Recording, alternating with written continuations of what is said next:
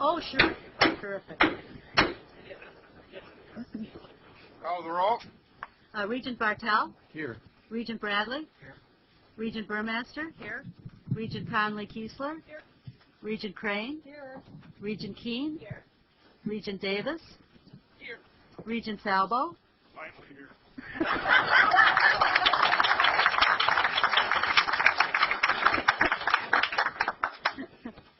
Regent Loftus? Regent McPike? Here. Regent Pruitt? Here. Regent Rosenzweig? Here. Regent Salas? Here. Regent Seminis? Here. Regent Shields? Regent Smith? Here. Regent Spector? Here. Regent Walsh? Here. A quorum is present. Thank you. First item on our agenda today is an update about the governor's recommendations for the 2007-2009 operating budget. Governor Doyle has proposed a budget which would mean good news for college students, taxpayers, and for higher education in Wisconsin. This budget will help the UW begin to recover from several biennia of budget cuts. If you will recall, $250 million 4 years ago, and more or less stay even 2 years ago. It will also keep tuition to far lower levels than in recent years, and in that sense it's a positive signal that the state is ready to reinvest in higher education. The tuition issue, of course, will depend upon the revenue side of the equation and where we stand at the end of that, and that will take some process through the legislature. Over the next 2 years, the governor would reinvest $225 million of new state resources in higher education in this state. Of that amount, $42 million would go to other agencies and would be used to increase financial aid for students at UW campuses. This is consistent with what we hoped, that the funding would make sure students from the lowest income families in the state are held harmless from tuition increases. Again, that will be a function of what happens when it comes back to us and how we do on the revenue side, or the state does on the revenue side. The university system strongly supports this use of funding, and we will encourage the legislature to keep it in the final budget bill. Another $2.9 million of the $225 million will go to the Wisconsin Covenant Office at the Department of Administration. This funding does not then go to the UW budget. So in the end, the governor has, to distill it down, has proposed a $180 million investment in the UW system for the next 2 years. A sizable amount of that will pay for our cost to continue, and that's just basically to keep the lights on, so to speak. And another part of that amount will pay for our growth agenda initiative, and President Riley will share more with you on that. Again, as to the funds for the growth agenda, if you will recall, we had a $27 million ask. I calculate it to be about a $20 million receipt. I'll close, though, by thanking the governor for his attention to this board's budget request. We had about 5 meetings, and I think that certainly there was a real change in a swing in terms of commitment of priorities as to what we were doing. Remember that we always start with a cost to continue, which is a huge amount. And it will always be a difficult obstacle going forward with any governor. The cost to continue is huge. At the same time, we have cost to continue issues with corrections and K-12 and Medicaid, the great black hole. And with some irony, I point out that the great black hole, and depending upon what happens with, for instance, the revenue side of hospital fees or tobacco fees or real estate fees, which are doubled, that will make a big difference as to what they're doing and looking for funds from other agencies. And since we have another income stream called tuition, we are still at great risk. But I do think we owe a thanks to the governor, because he has fulfilled his promise that you have paid the dues, as he said earlier, and that goes back 4 years. And he is making an effort that basically reinvests in what's important in Wisconsin, and that's talking about access and providing the kinds of jobs that make this a great state, from nurses to teachers to the things that we do value and care about. So it's a long fight ahead of us. We will continue to work with the legislature. They have their own constituencies, and they have their own difficult decisions, and we need to appreciate the issues that they have. But I think we have a portfolio, and I think we have a theme that is selling well in Wisconsin, and I do think that as long as we keep working hard at this, that we will reach a reasonable compromise. So I'll, at this point, turn it over to President Riley.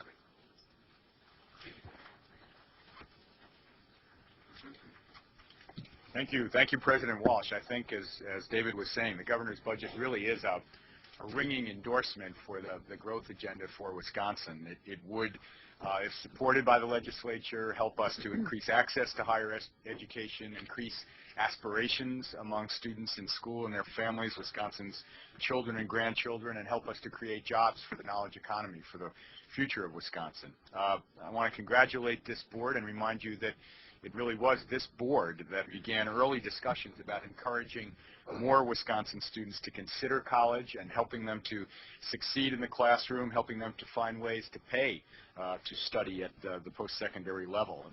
The idea grew from your commitment to improving access to higher education for students from low-income families in particular. And that program is now becoming a reality. It's called the Wisconsin Covenant, and Governor Doyle, as you know, has made it a top priority in his budget. The Covenant will encourage, as I think all of you know at this point, 8th graders to prepare to attend a UW campus or a technical college campus or one of our private colleges in the state of Wisconsin by working hard, by getting good grades, and by being good citizens. As Regent Walsh also mentioned, that program will be administered from the Department of Administration, but we're already working closely with Jill Hassenfeld, who's the new staffer in the governor's office, who has come on now to coordinate the Covenant with us and the other higher ed institutions and K-12, Libby and her folks in that sector to make sure that this all gets up and running. And it's a big challenge, but we look forward very much to participating in it with the governor's office, with the legislature, we hope, and then with our colleagues in the schools and the rest of post-secondary education. And in outstanding news, I think, for the university and communities around Wisconsin, the governor's budget would invest in every one of our growth agenda initiatives, including, by the way, the adult student initiative, which I think really complements the work of the Covenant with the younger generation. The budget would provide full implementation in the second year of this biennium for each of the initiatives that will address the regional needs which were identified as this budget was built, as you recall, by our local campuses, local students working with their communities and regions all around the state. One of those initiatives is the one right here, the Foundation for Success initiative at UW-Parkside, and I wanted to give a special person a chance to tell us a little more about what that initiative would mean for Parkside students. She's a third year, a junior here, and although actually I said junior, I think she told me she's closer to a senior, but might stay around a little bit longer just because she likes to have a UW-Parkside. It's Tabitha Flores, and I'm going to ask her to come forward right now. Tabitha.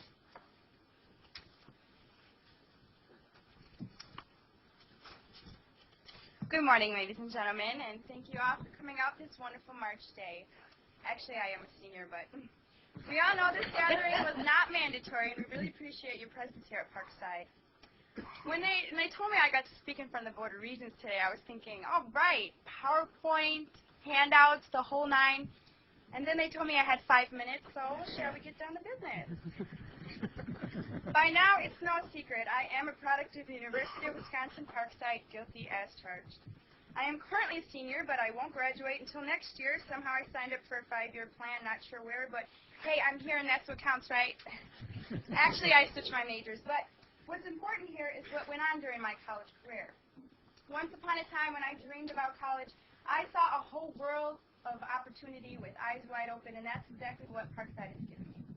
I'm here basically because I got accepted. Not many other colleges were willing to give me that chance. I didn't get the greatest grades in high school, but I passed, and my ACT score was average. I had a lot of energy. I just needed some direction of where I could apply it. And what better place to explore the most diverse campus in the UW system. My freshman year, I maintained a low profile, and much like a sponge, I anxiously absorbed my surroundings.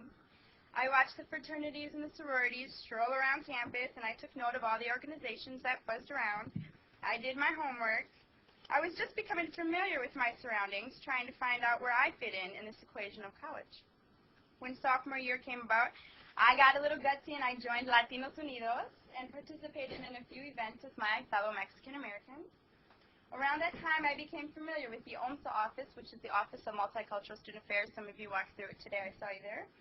Where I was introduced to a variety of programs to participate in.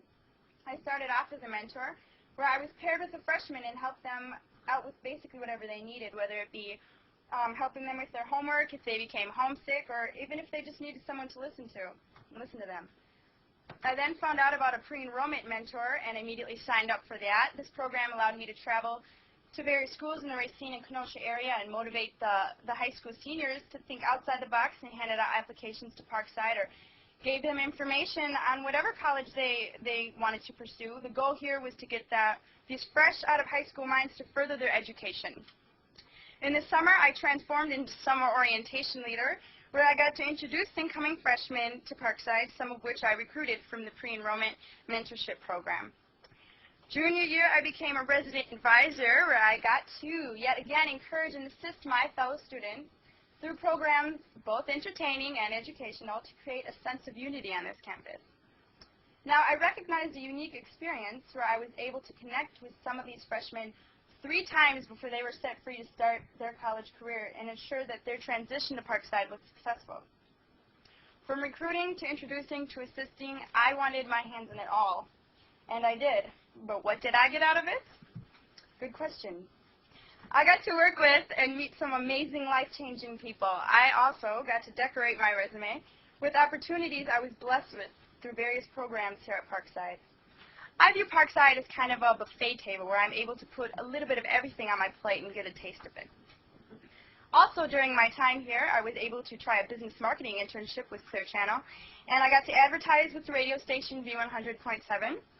I was privileged enough to fly to Washington, D.C. with Chris Seminat and assist the Parkside Student Government Association in lobbying for education funding, which was quite the experience. I walked 8 miles in high heels. No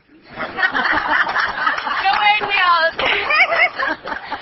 Last summer, Parkside even helped me financially study abroad in Cuernavaca, Morelos, in Mexico, where I could further practice my Spanish-speaking skills. This year, I'm focusing mainly on my studies, as I'm almost done.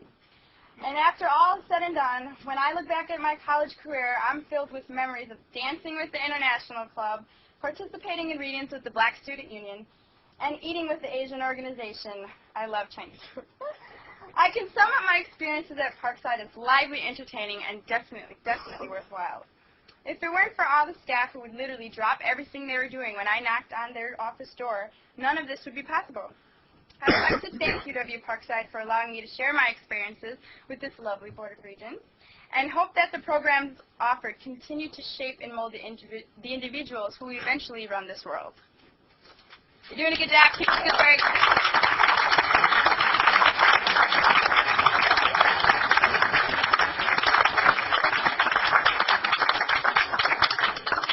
Thank you very much, Tabitha, for being with us and for your remarks. Congratulations on your success, and thanks for using it to give back to the students coming up behind you. It's kind of not worth having unless you do that, so we thank you for that.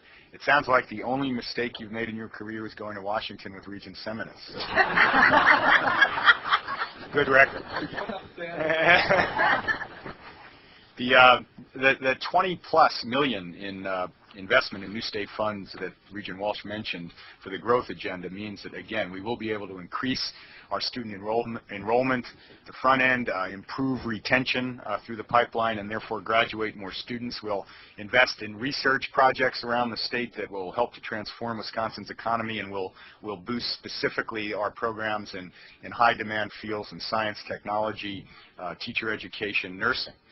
When the first generation of Covenant students is ready to go to college, the growth agenda will make sure that we have space for them on our campuses and at the tech college campuses and the private colleges as well. We'll be ready, I think, to give them the opportunity that they'll need to become part of Wisconsin's knowledge economy of the future. The executive budget also provides important funding we can use to recruit and retain talented researchers and teachers. You requested the resources to help retain faculty in high demand and mission critical areas, and the governor has recognized this need. In fact, he's proposed that the next budget include twice the amount we received in the current biennium to ensure that we are not the training ground for other universities. Governor Doyle sent a column to newspapers last week explaining that our growth agenda is, quote, a new partnership to educate and train the next generation of workers for Wisconsin's economy. The governor was very clear that, as he sees it, quote, an investment in higher education is an investment in Wisconsin's future, and it's an investment whose time has come. I'm pleased to note that he's not alone. We continue to hear now from legislators on both sides of the aisle that higher education is a top priority and a good investment. Two of these leaders have recently told their constituents exactly why they support the growth agenda. In a recent column addressed to her constituents, Senate Majority Leader Judy Robson said she and other legislators were very proud of their UW ties. She mentioned the growth agenda as one part of how the UW system helps, quote, hardworking students achieve their dreams, unquote. And just this week, Senator Sheila Harsdorf, a member of the Agriculture and Higher Ed Committee in the Senate, wrote a column in which she said that she, quote, applauds and welcomes the growth agenda to further Wisconsin's success in the knowledge economy. She noted in particular that, quote, the strength and adaptability of our higher education system is critical to our state's economic prosperity. So I hope to be able to report more endorsements of that kind soon. It will be up to all of us now to work together to ensure that the funding included in the executive budget remains in the final bill. Tomorrow I'll talk a little bit about how we're reaching out around the state to ensure just that. But now I'd like to turn to our Associate Vice President, Frida Harris, for a brief summary of the major items included in the executive budget. Frida. Thank you, President Riley. As you indicated, the governor's budget funds the major items that were requested by the Board of Regents. And we've included in your folders a comparison of the board's requests and the governor's recommendations on GPRG funds. The board requested funding for the growth agenda to enhance workforce development and increase the number of baccalaureate degrees in the state. The governor's budget provides sufficient funding to allow the system to implement all of these initiatives in the 2008-09 fiscal year. Assuming the funding is approved by the legislature, this will provide a year for our institutions to gear up for the programs, knowing that the resources will be there. The board requested funding for recruitment and retention of faculty and research academic staff. The governor's budget fully funds that request. The board will need to submit a report to the Secretary of the Department of Administration, or DOA, in each year of the biennia for approval prior to expending these funds.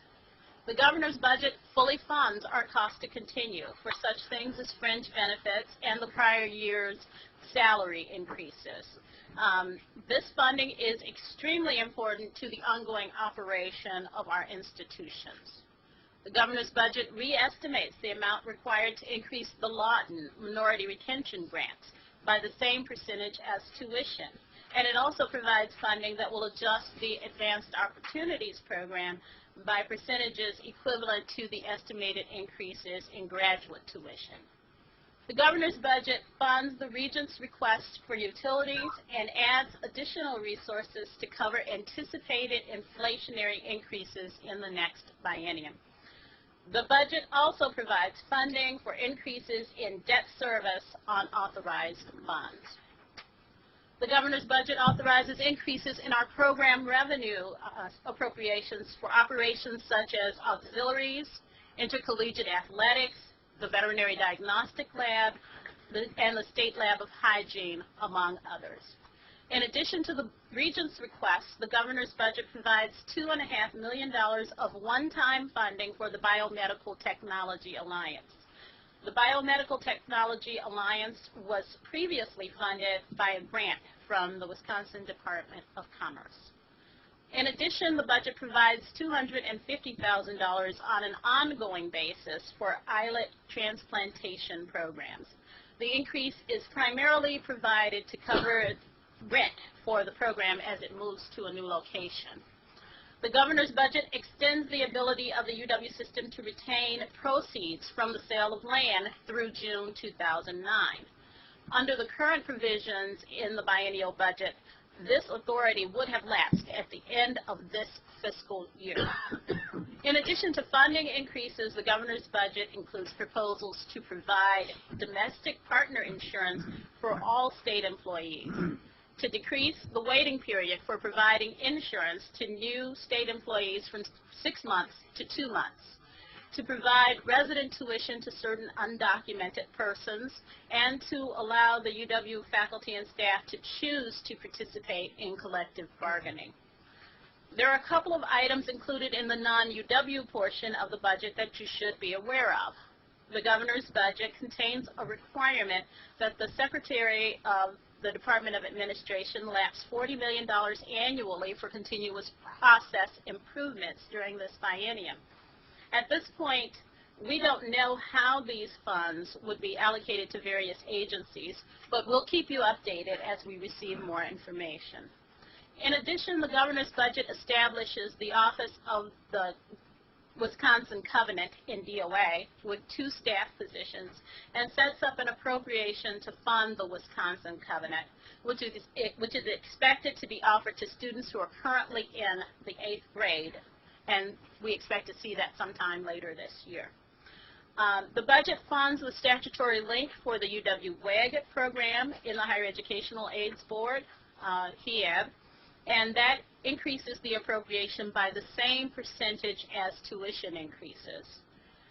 $8.5 million above that required amount was also included in the UW-WAG appropriation to, as the governor said, freeze out-of-pocket tuition costs for grant recipients over the next 2 years. The governor's budget also provides funding in the HEAB budget to pay for tuition increases and expanded participation in the remissions provided to Wisconsin veterans and their children and spouses as well. So at this point, I'd be happy to address any questions that you may have.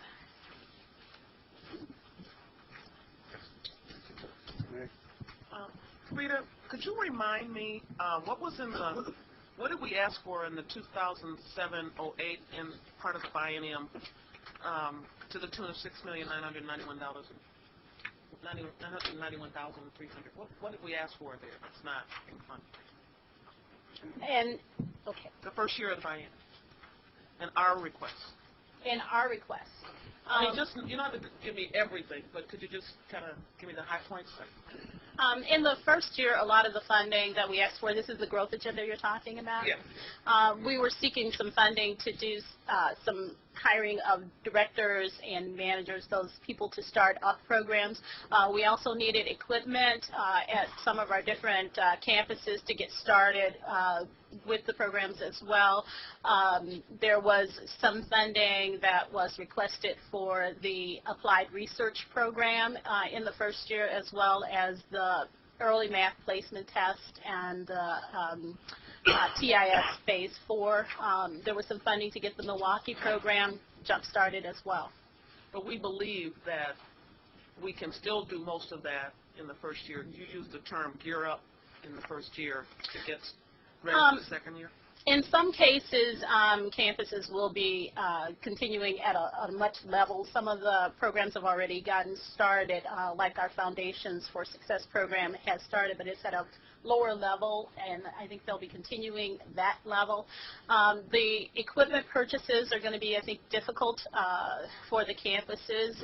They may have to purchase those more slowly. As far as some of the other things like the early math placement tests and things like that, we may just have to wait until the second year. But people can start planning, get information out about the programs that we're going to have and the increased enrollments, and start enrolling students was mainly what I was talking about when I said gear up. Thank you. Is the veterans tuition program a sum sufficient in the budget? It is not. It is a some certain appropriation. The amounts that are there are to cover the increases in the veterans remissions. It is not expected that there would be sufficient funding to cover the costs that we currently have in this biennium, but anything that increases above that. That's right. Frida, just to follow up on that, the bottom line is that it will only fund increases going forward, and we will continue to absorb the expense that we didn't have 4 years ago. That is correct. And how much is that? This year, we estimate the cost will be about $7 million. And that will not be covered. That is correct. Jesus? Yes. I have a two-part question, Stephen. First of all, I wanted to find out the impact of the cost of utilities in our system and its impact on tuition. As you call, I have been interested in that question as a result of added increases in utility costs and how tuition was burdened with those costs after the Trump administration revised our budget. And secondly, I have a question in regards to the minority retention that I'll ask as soon as if you please respond to the first part of this. Okay.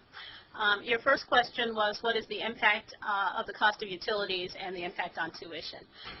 In the current biennium in 05-07, what we saw was that because of the lack of state resources to cover the increases in costs of all of our cost to continue items, a large part of the utilities increase in the 06-07 year, the current year, was picked up by tuition. So that added a significant amount to what we had to increase tuition by. In this current biennium, the funding is requested and is funded on a traditional GPR fee split. So the state is picking up about 65% of the cost, and the university is picking up the other 35% out of tuition. There is an additional amount that was added to our utilities request, and that was to fund inflationary increases on utilities, and that was also done on a traditional split. So the impact of utilities this time is significantly less than it was previously. The second question has to do with the minority retention or the minority disadvantage annual report that is part of our package today. You did mention the funding for the Lawton undergraduate program and the Advanced Opportunities program, which is designed primarily for graduate students. I noticed that you also included the increases that the institution, that is the campus, have contributed to those funds, and I'm very happy to see that this was a question that I had in this budget, that we wanted to make sure that those campuses continue to sustain that part of the program. And I noticed, here's my question. First of all, I noticed that the state commitment is only 8%, or that is, if I recall, this isn't very much different from what it was in the 05-07 budget, is my first question. And secondly, what's the difference in the multicultural service of the two major financial aid mechanisms that we have? Why is it that the Lawton grants is able to fund, and I'm referring to the page 4 of the Minority Disadvantage Annual Report that is part of our package. Why is the Lawton grant, why is it able to fund 3,098 multicultural students out of 3,121, or that is a substantial number, or most of the grants that go to the Lawton, from the Lawton fund go to multicultural students, whereas the Advanced Opportunity program funds only 422 of 568, a substantially less multicultural students are served in the graduate grants. And I just wondered, first of all, if the 8% state commitment to the total fund it appears to me to be about the same that it was in 0507, and that there continues to be a decrease in the advanced opportunity funding for multicultural students. Why is that? Okay, to the first piece, the 8% appearing to be about the same, we have not requested or received any additional funding for M&D programs. One of the things that we wanted to do before that was to have some measures of the success that we're having with that, and we're working on getting some more information about our success on that. So we may be requesting something in the future, but we haven't, and that's why it's really stayed about the same, which is actually, I think, very good for the system as a whole, because in most cases during this biennia and previous biennia we have had funding reductions. So you would have normally seen a decrease potentially in some of that funding, and by maintaining the level that we have, that shows a level of commitment within the board and within the system.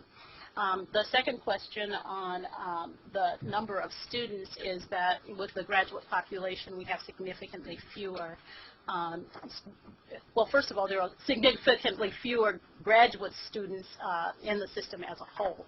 So when you look at that, you would expect that the graduate population that you would have participating in AOP would be much smaller than what you would have in the undergraduate programs. As to more detail about that, I think I'd have to really turn to someone else. Okay. We can deal with the detail later. I just wanted to bring these points up, President Walsh, because as we discuss the covenants, we have to look at the mechanisms that we have in place in the UW system that serves multicultural students. And in fact, we have a situation now where the 402 grant, the state aid, has been basically static. And I think this would be a wonderful opportunity to continue to fund, and perhaps once the funds are made available by the covenant, that we direct them to the programs that have been successful. And I think the Lawton grants are one of the most successful programs, and I think they deserve to be increased in their funding. Secondly, the issue of the reason why we're not serving multicultural students, or we're decreasing, I think, is decreasing service to graduate students, as Frida partially answered. We don't have the numbers of multicultural students in the graduate program. And this is something that I mentioned to Chancellor Wiley, and this is something we might want to talk about in the future, because although we have at the Madison campus wonderful work being done in the law school and the medical school, as we've been informed previously, we don't have the same results for the graduate school, and something that we might want to look at another time. Jesus, you make some very good points. Especially with the Lawton program, we got to also watch that we got some Justice Department issues. But the bottom line is, this is a new program, the Covenant, and your kind of input is going to be very important to make it work. And we all have to stay on top of that. And I appreciate your suggestions. Thank you, Mr. President. Going around, Regent Pruitt, please. Or Chuck, excuse me. Sort of following up on Regent Salas' question, Frida, I'm just trying to get a handle on where we are in the covenant. I mean, we have the governor's put in the positions in the Department of Administration. He's suggested a pretty major increase in financial aid, which obviously is the beginning of the funding, sort of the ramp up to the funding to have the resources available to the covenant. Are there other, I mean, are we getting a better picture other places, either in the budget or elsewhere, about how the covenant is beginning to sort of evolve and what it's going to look like? And are there other pieces in addition to the ones that I think Regent Salas was correct to point out? Are there other things going on within the proposal that we should be aware of? There's not much in the budget document in and of itself that's going to give you a real idea. Again, the $8.5 million above the statutory link was put into the WEG program to sort of start to build a base for that. The more money we have in a state grant program, the less money we're going to actually need in order to meet whatever the provisions of the covenant are. There was a meeting of some of the statewide partners participating in the Wisconsin Covenant, and Don Mash and Sharon Wilhelm participated for the university in that meeting, and they have some documents that they're putting together that will provide, a basis for what is required of a Covenant student, all those kinds of things. So the work is going, and my understanding is that they'd like to have students signing up before the end of this fiscal year for the Wisconsin Covenant. So it is moving, I think, relatively quickly. President Riley?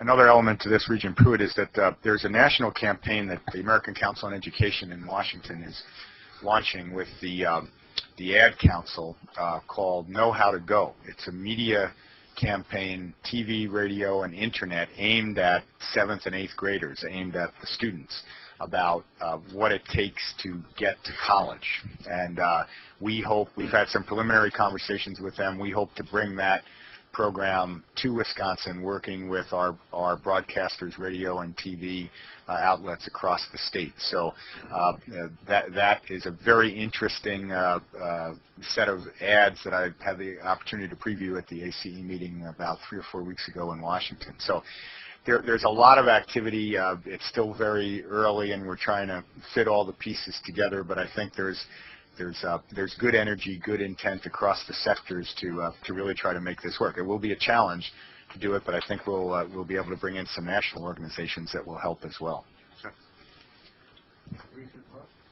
Frida, could you explain the 3 items that are in the governor's budget that were not in the Board of Regents request?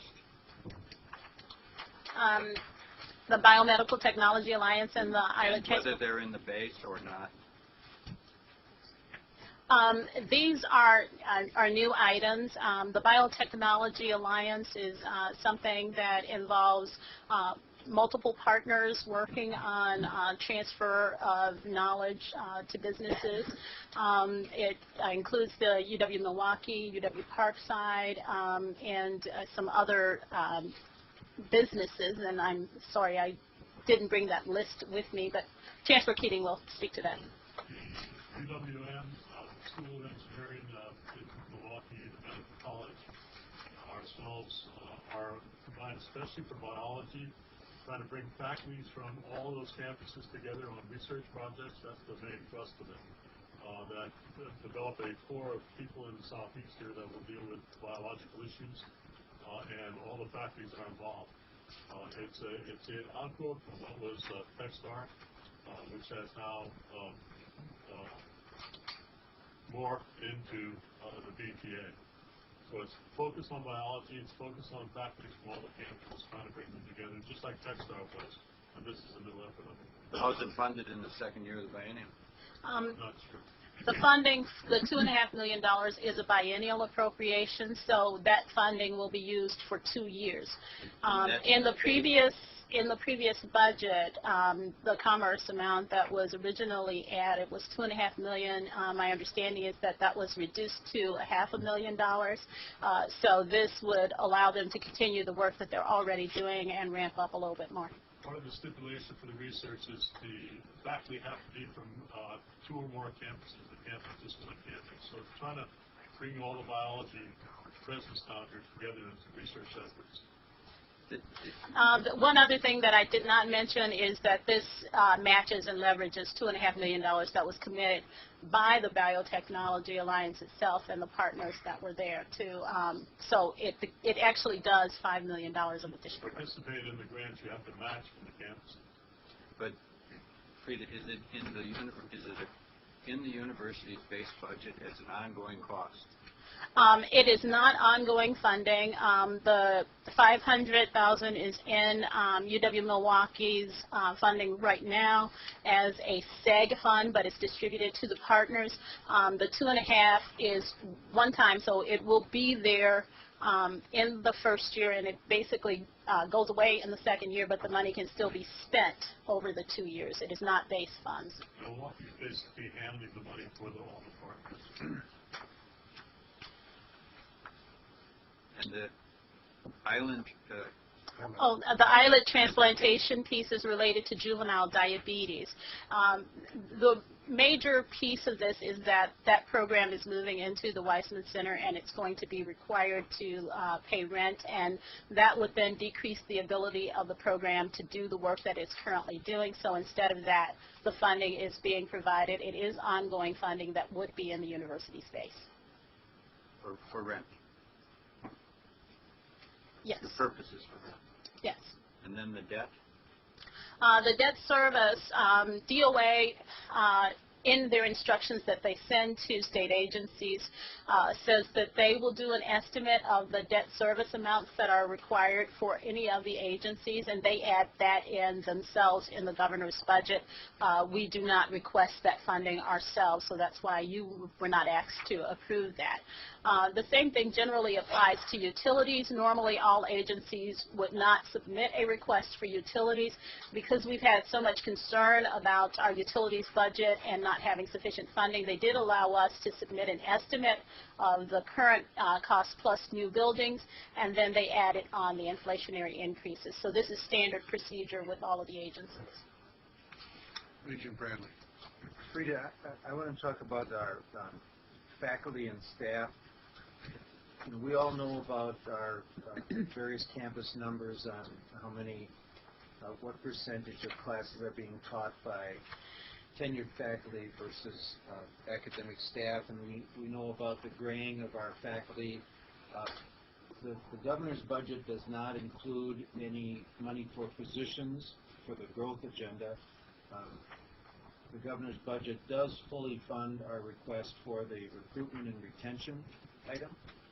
So can you bring this down to the campus level? I mean, practically speaking, what is the chancellor, assuming this budget got passed, what's the chancellor going to be able to do to make sure that we've got qualified people and enough people on that campus teaching? Okay. The budget provides in the growth agenda the money that is needed to hire faculty and staff. All of the funding, basically all the funding that was requested for the growth agenda was included. It is on the salary line, it is on the fringe line, so if we add people, the money is there to cover those. The university has something that I think most agencies do not, and that is the ability to add state positions when the funding is available, and that is what we would use. Currently, though, we do have some vacant positions, so not being sure really how many positions we're actually going to need to add in order to do this, it just seemed easier or more expedient to let the university do that. So I don't think there's a problem for our institutions with having the staffing that they need to do the growth agenda. We're confident that we're going to be able to do that, and it won't increase the workload of current faculty and staff at the institutions. The other thing was you asked about the recruitment and retention funds, and I'm sorry, I didn't quite get the question. Well, a specific question about that is, do you have a sense of what's contemplated by this notion that we would submit a proposal of how we propose to allocate salary increases, and that would go to Department of Administration? Right. We've had some conversations with the Department of Administration staff, and what they anticipate there is basically for us to provide to them some information about how we would want to distribute the funds, not down to a, which persons are actually receiving it, but what is our plan, what are we going to focus on, what are our priorities in addressing the recruitment and retention funds. Okay, so it gets down to what level? I'm glad you said that somebody isn't going to say this professor gets a raise and that professor doesn't get a raise. So how specific is this envisioned? We envision this being probably a couple of pages of narrative about what the distribution method is that we're recommending, and how people would be allowed to use the funding and such things as, pretty basic things that we would talk to you about, which is that none of the funding would be distributed on an across-the-board basis, that it needs to be a high-demand area or a high campus priority or something where you've got a competitive offer for a person. Those kinds of things, that kind of narrative around it is basically what they're looking for. Okay. Do you envision that this gets to the detail of saying that this little report would be mentioning campus by campus or the system? I would assume it would be the system, but in having a distribution method, we would pass on information to the Department of Administration about how much is being provided to each campus, not how much is being provided to each person who receives something. Regent Davis and then Chancellor Wells. Just wanted to suggest that we have a update or briefing on the Wisconsin Covenant with all players invited for the Regents at some point that you find appropriate. Because I think it would be really good for us to all kind of dive deep and understand what it is. Now that we know what's going to happen, what is going to happen and when. If you would be so kind, I'd love to have that coming. Thank you. We'll have to wait until we see what funding is. Oh, absolutely. I said at the appropriate time would be lovely. Chancellor Wells. Thank you. To Regent Bradley's question, it's hugely important. I just wanted to give an example of the Oshkosh. If the funding goes through as the governor has it set up, for example, with the nursing initiative and with the growth agenda at Oshkosh, we're talking about 24 additional tenured and tenure-track faculty positions to handle another 400 or so students. That's very important to us. A lot of our campuses, Oshkosh in particular, has a challenge to have a better representation of tenure-track faculty serving our students vis-a-vis outstanding teaching academic staff too.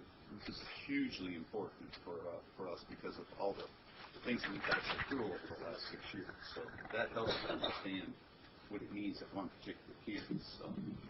That's how it will work. And these will be faculty added in high-demand areas. They create roughly 8 or 9 new faculty positions in nursing would be supported at UW-Oshkosh for that part of the growth agenda.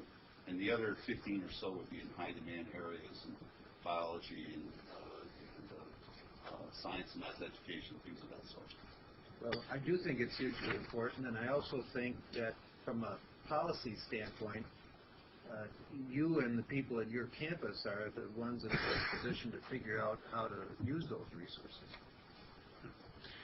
I might add that in watching this budget develop and in meeting and talking about it, one of the things that was so obvious to the governor was as he went around the state and talked about these issues was what you would hear in Oshkosh and the other communities, the buy-in on investing in these vital areas that we need to continue to find students and provide degrees in. And the growth agenda is a big part of his budget, state of the state, because he's hearing that the people believe in it. Any other questions? I have one question, because I look for, looking down the road, we don't know what the legislature will hand us back.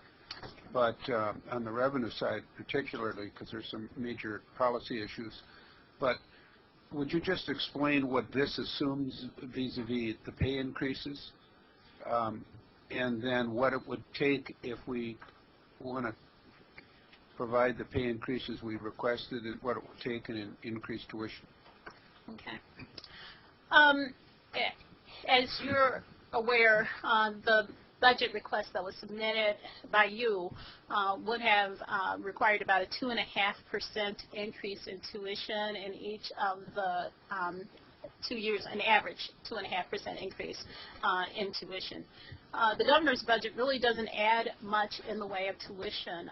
The only thing that really gets added on the tuition side are the inflationary increases related to utilities. So we're still talking very low tuition in what's currently here.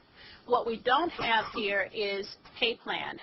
You remember that we submitted a pay plan request, or you submitted a pay plan request in December asking for a pay plan that would be fully funded by the state. We have a lot of work that needs to go on. I think in the meantime right now we have to wait and see what happens in the legislature, and if there are any changes here that would impact the tuition piece, then we would have to know what the pay plan increase recommendation would be and how it's funded. If it is funded by the state, you would still see a budget, or if the pay plan is funded by the state and we get basically the budget we have available here, we'd probably end up at around 3% a year in tuition increases. But as I said, there's a long way to go before we get to that point. And that's, again, assuming that the state pays for all of the pay plan on state dollars as opposed to requiring a tuition match. And how realistic is that? The request that we had was over 5% a year. Given the commitments that there are for other things, there's a possibility. Realistically, there's probably going to be some tuition expectation. Yeah, in my world, possibility doesn't get us very far, but probability does. I just mentioned this, that we're going to have some tough decisions down the road, and while this is all good, we still haven't solved a big piece of it and won't know for a while. Any other questions? Is Joint Finance going to start meeting on the budget? When does that start? I'm going to be there. Yeah. Regent Smith is going to address this tomorrow morning, but they have set up a number of regional hearings, and we'll have folks at those. And then we have our formal hearing on March 22nd, Frida, is that correct? That is correct. This month. So, yes, that schedule is laid out, and we'll be very active across the state in talking to them as they travel around. And our, as I'll mention tomorrow, our strategy here is the kind of third-party strategy we've been pursuing to get prominent citizens, students who are not university employees, who are not regents, to come out and say this is really important in this region. Not that I'm sure the Joint Finance Committee members would not be delighted to hear from all of you. They would, but we'll have other people there as well. Regent Crane? I would like to say, though, that I will very much appreciate some proactive advice about what our role is. That has not been always clear to me in the past. I realize we're a large group, but we need to be visible about this as well. And I would appreciate some organized direction. We'll do that. Any other comments? Thank you. Turn it back to you. Good, and we will certainly do that, Regent Crane. It's part of an advocacy plan that we're working on right now. Thank you, Regent Walsh. It's my pleasure now to introduce the Chancellor at the UW Colleges and Extension, David Wilson. When we persuaded David to join us from Auburn, a couple, how long has it been now, David? A year? How long? 10 years? Feels like 10. How long? Almost a year ago, we gave him a real big job and a real tough assignment. The first thing he was handed was trying to figure out with his colleagues in those two institutions how to integrate more fully their administrative operations. I think he and they have made much progress in a year on that. Part of what's impressed me about his chancellorship is he's traveled all over the state and held listening sessions with citizens and leaders and elected officials at all levels of government to find out what they think the colleges and UW Extension need to be and do in the future. And as a matter of fact, at the Assembly Committee on Higher Education hearing on Monday, one of the members, Sue Jeskowitz, complimented him for the kind of listening sessions and reaching out to people all across the state that he's done in the scant time he's been in the position. One of the other things he did was to appoint a very high-powered commission to help him figure out specifically how to enhance the mission of the UW colleges, a very important sector in the UW system, especially as regards service at the access level to very often place-bound students, lower income students. This institution of UW colleges will be central to the success of the growth agenda and the covenant going forward. The group that he put together to help him look at all that was co-chaired by John Torinas, the president at Siragraph, and by our own Regent Emeritus Roger Axtell, and included Senator Decker, now the co-chair of Joint Finance, Senator Jeskowitz, co-chair of the Joint Audit Committee and a member of the Colleges and University Committee, folks like Mark O'Connell, the head of the Wisconsin Counties Association.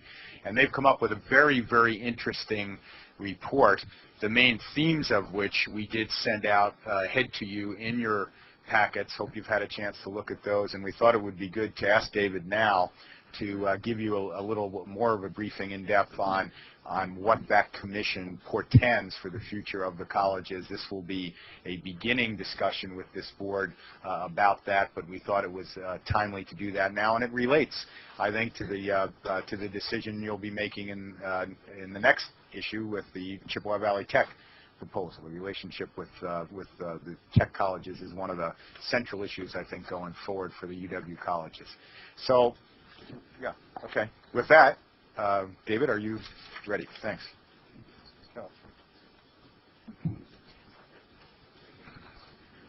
Good morning to all. Actually, much like Tabitha, when Kevin called me and told me he wanted me to introduce this report this morning, my first reaction was PowerPoints, handouts, and all that jazz.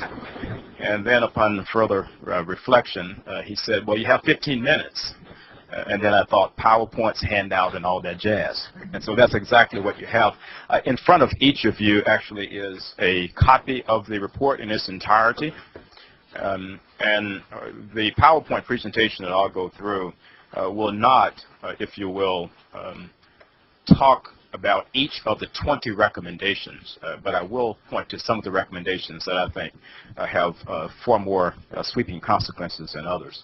And so I'm a little challenged here in terms of the technology, but hopefully we get through this fairly smoothly. That first slide that I had up actually was for the benefit of primarily our new regent in terms of the way the UW colleges are neatly arrayed around the state. We have, of course, UW-Barron County, if you've been watching that for the last hour or so. That is about as far north as the colleges are arrayed in the state of Wisconsin. And then our institutions are from the west to the east and from the north to the south.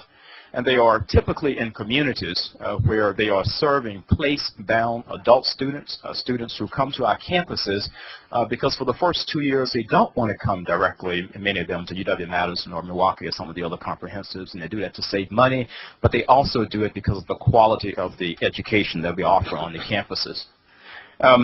As I approached the chancellorship here, as Kevin indicated, I spent an inordinate amount of time traveling the state, listening to a number of audiences.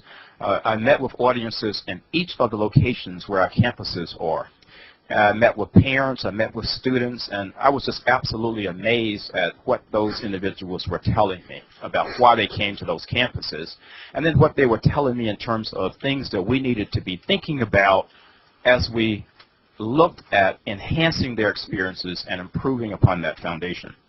And it was with that in mind, actually, that I appointed this commission on enhancing the mission of the colleges 4 months into my chancellorship, after having literally traveled around the state and listened to all these voices. So let me start by, in a nutshell, actually, talking about what I think we do well in the UW colleges. And I think we do these things better than any two-year institution in the whole United States of America, and that is not hyperbole. I do have some sense of what's going on in higher education in the United States, and I have to admit up front that before I came to Wisconsin, I had never spent one day on a community college campus. All of my career has been in major research institutions.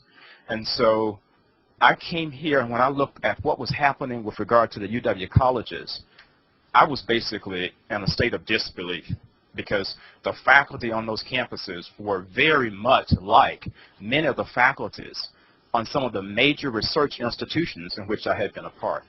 And so, in a nutshell, with our colleges, we do a superb job of preparing students for what we call baccalaureate success. We imbue our students with critical thinking skills, with great communication skills, the ability to write effectively, and the data basically will point out the fact that when those students transfer to Madison and Eau Claire and La Crosse, they do better in terms of persistence to graduation than any students transferring into any of the institutions within this state. And that is a real testimony to the quality of the faculty on our campuses. We provide our young people and our adult and place-bound students this type of instruction, if you will, in a format that is accessible to them. We try and offer classes that are convenient. And we also try and offer that particular start for them at an affordable cost. This is becoming increasingly a challenge for us, as I'll talk about going on.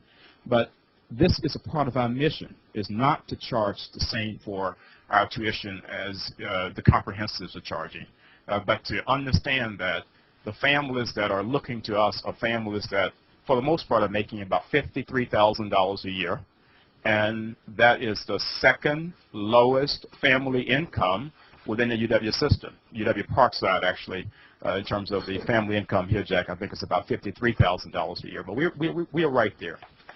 And we serve the second largest number of freshmen in the UW system every year. In terms of the number of students who enter the UW colleges as freshmen, we are number 2. UW-Milwaukee is number 1. We're number 2. UW-Madison number 3. This has been fairly consistent over a number of years. Also, about 33% of the students that we serve are place-bound adult students. They are non-traditional students, students who are over 22 years of age, if you will. And then, actually, we, I think, do a fairly good job considering that our campuses are not within major urban centers, but or in places where ethnic diversity is always a challenge for us, given who is graduating from the high schools. We do a very good job, however, of serving students of color. We are the #1 point of access in this state for American Indian students. We are the #3 point of access in this state for Asian American and Latino Hispanic students, and we are the #5 point of access in the state for African American students.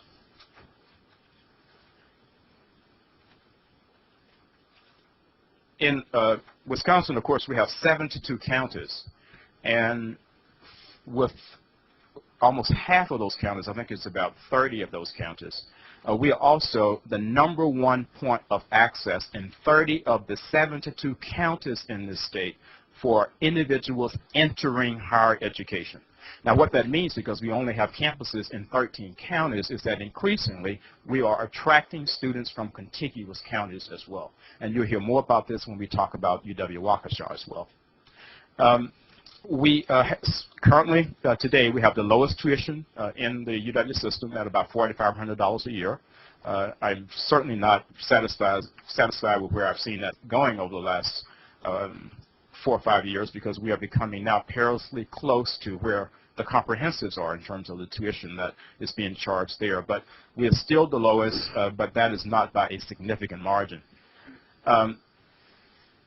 Anywhere from 53 to 73% of our students, of course, need financial aid in order to continue with us as well. And as I said before, when the students graduate from the UW colleges and go on, or leave the UW colleges and go on to the comprehensive institutions, they have a higher graduation rate than students who transfer from other starting points in the state, such as WTCS, the four-year institutions, or any of the private institutions. And so with that in mind, with that wonderful, wonderful foundation of achievement, that wonderful exemplary foundation of success, I then, after hearing all the conversations I'd heard and after seeing these incredible results around the state, was somewhat befuddled, actually, at what I saw was a dialogue that was taking place in the state, which I thought was a dialogue about the UW colleges being under siege. Coming into the state, it was kind of hard for me to understand that. What's happening if, for example, you're looking at this type of success. And so with that in mind, I decided to appoint, as Kevin indicated, this 18-member commission to help us understand how we could actually improve upon that foundation going forward. And gave that particular committee a very direct charge, and that charge is outlined in the report in front of you. I'm not going to go through each of the charges there, but in toto, asked the commission to help us understand how we could improve upon that mission of the colleges, how we could make the best utilization of the resources that we had in front of us, and then how we could go forward and best meet the needs of the state. This particular commission had 18 members on it. As President Riley indicated, it was co-chaired by John Torinas, CEO of Seriograph out of West Bend, and also Regent Emeritus Roger Axtell. It had 5 business executives on it. It had 2 civic leaders, 2 legislators, etc. In essence, this was not a commission that was engaged in navel-gazing. It was slanted more toward external individuals taking a look at us than it was, if you will, toward our taking a look at ourselves. And so as a result of that, the commission, I thought, did a very, very good job of grappling with that particular charge and responding to those questions, and doing that in a non-highfalutin way and putting forth very commonsensical recommendations. And basically, those recommendations were centered around a number of themes, and under each theme in the report is listed the particular recommendation. But here are some of the key recommendations that that commission came forward with. The first was that we really needed to pay a little bit more attention to what was happening with our place-bound traditional and returning adult students. And we needed to ease the access for those students actually to take even greater advantage of our courses, greater advantage of our degrees. And we also needed to look at opportunities to bring the curriculum of the UW colleges to residents all over the state. In essence, live the Wisconsin idea. You have a wonderful liberal arts curriculum. There are many pockets around the state that could benefit from that curriculum.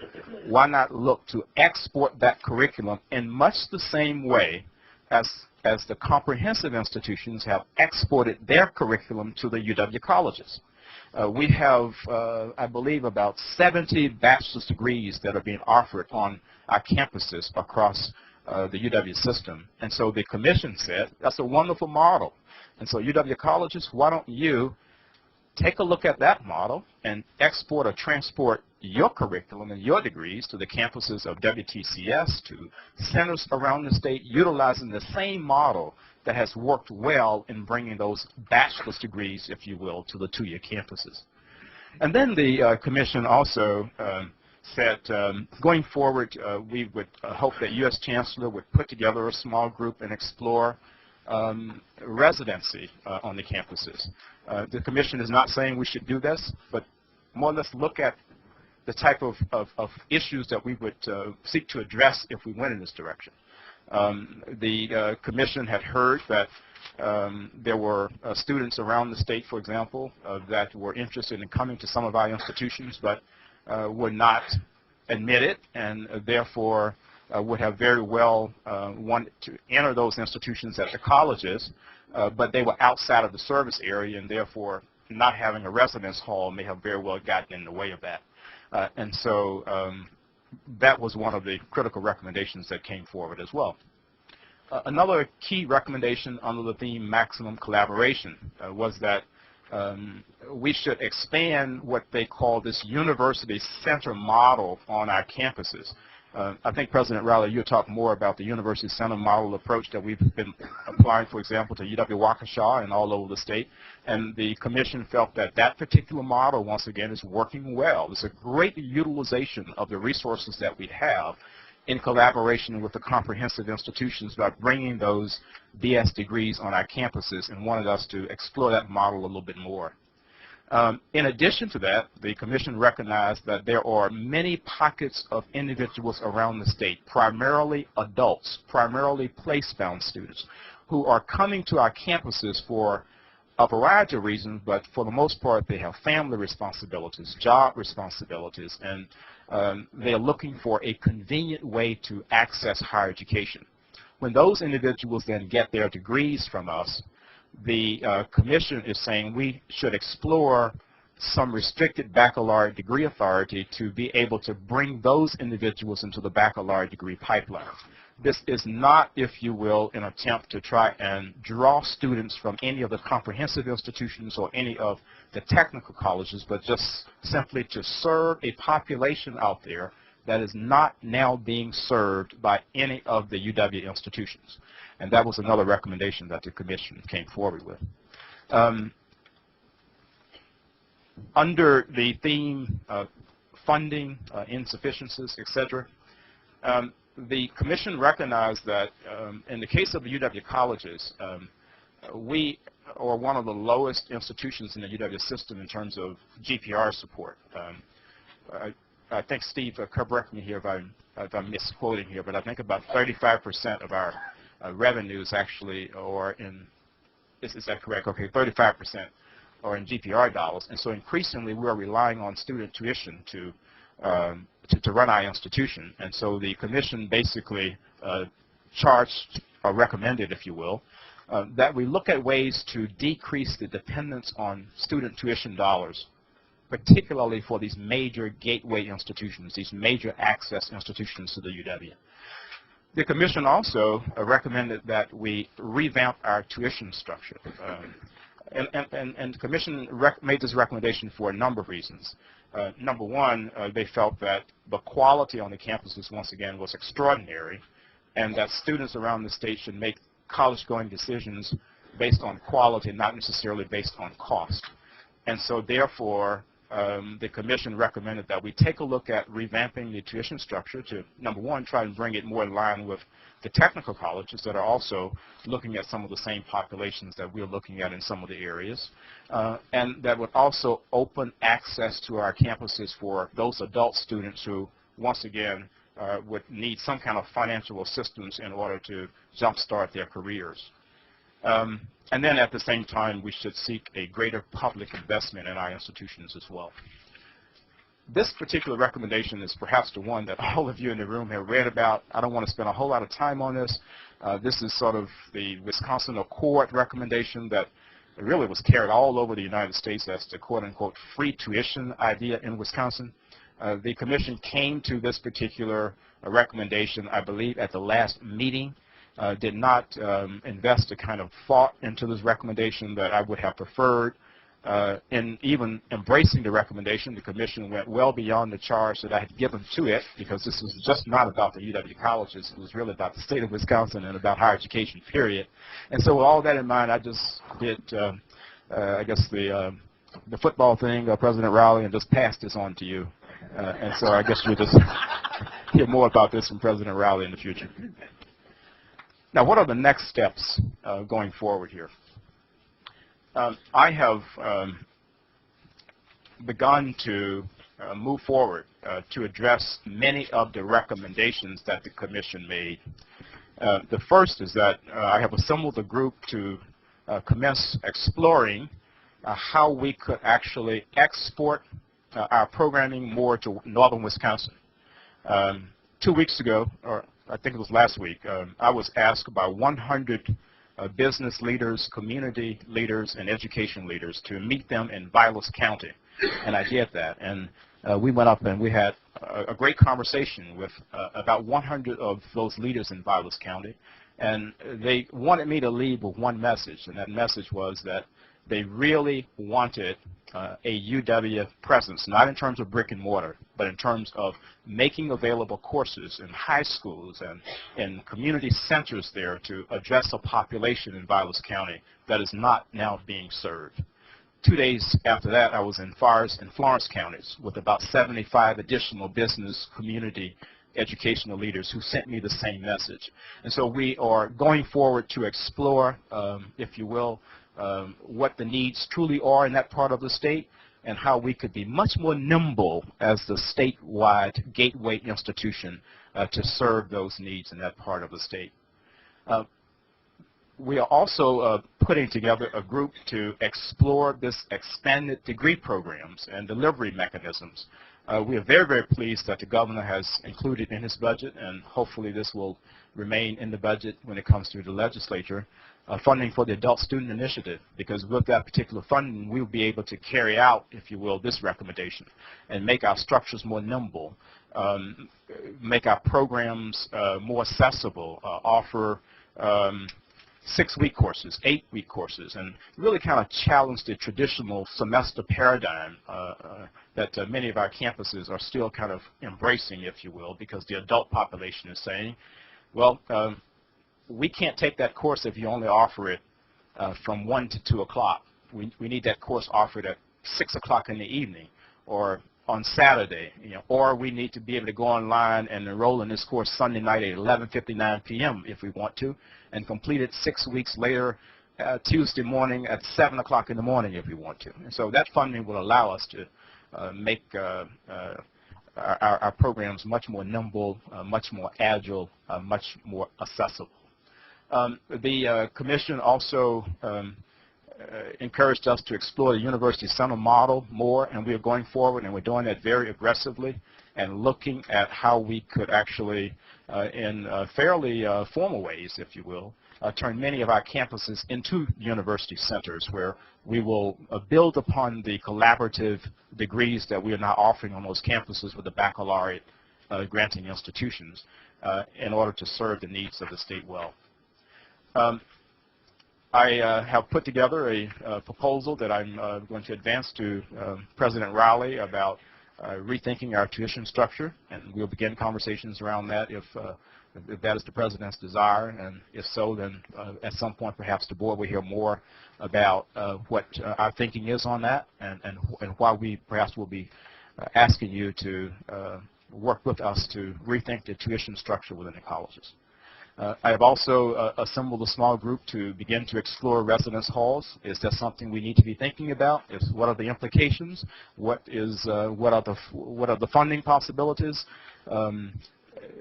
All these big questions, if you will, that will simply go beyond just a recommendation from the commission, but looking at, is this something that we should be thinking about seriously?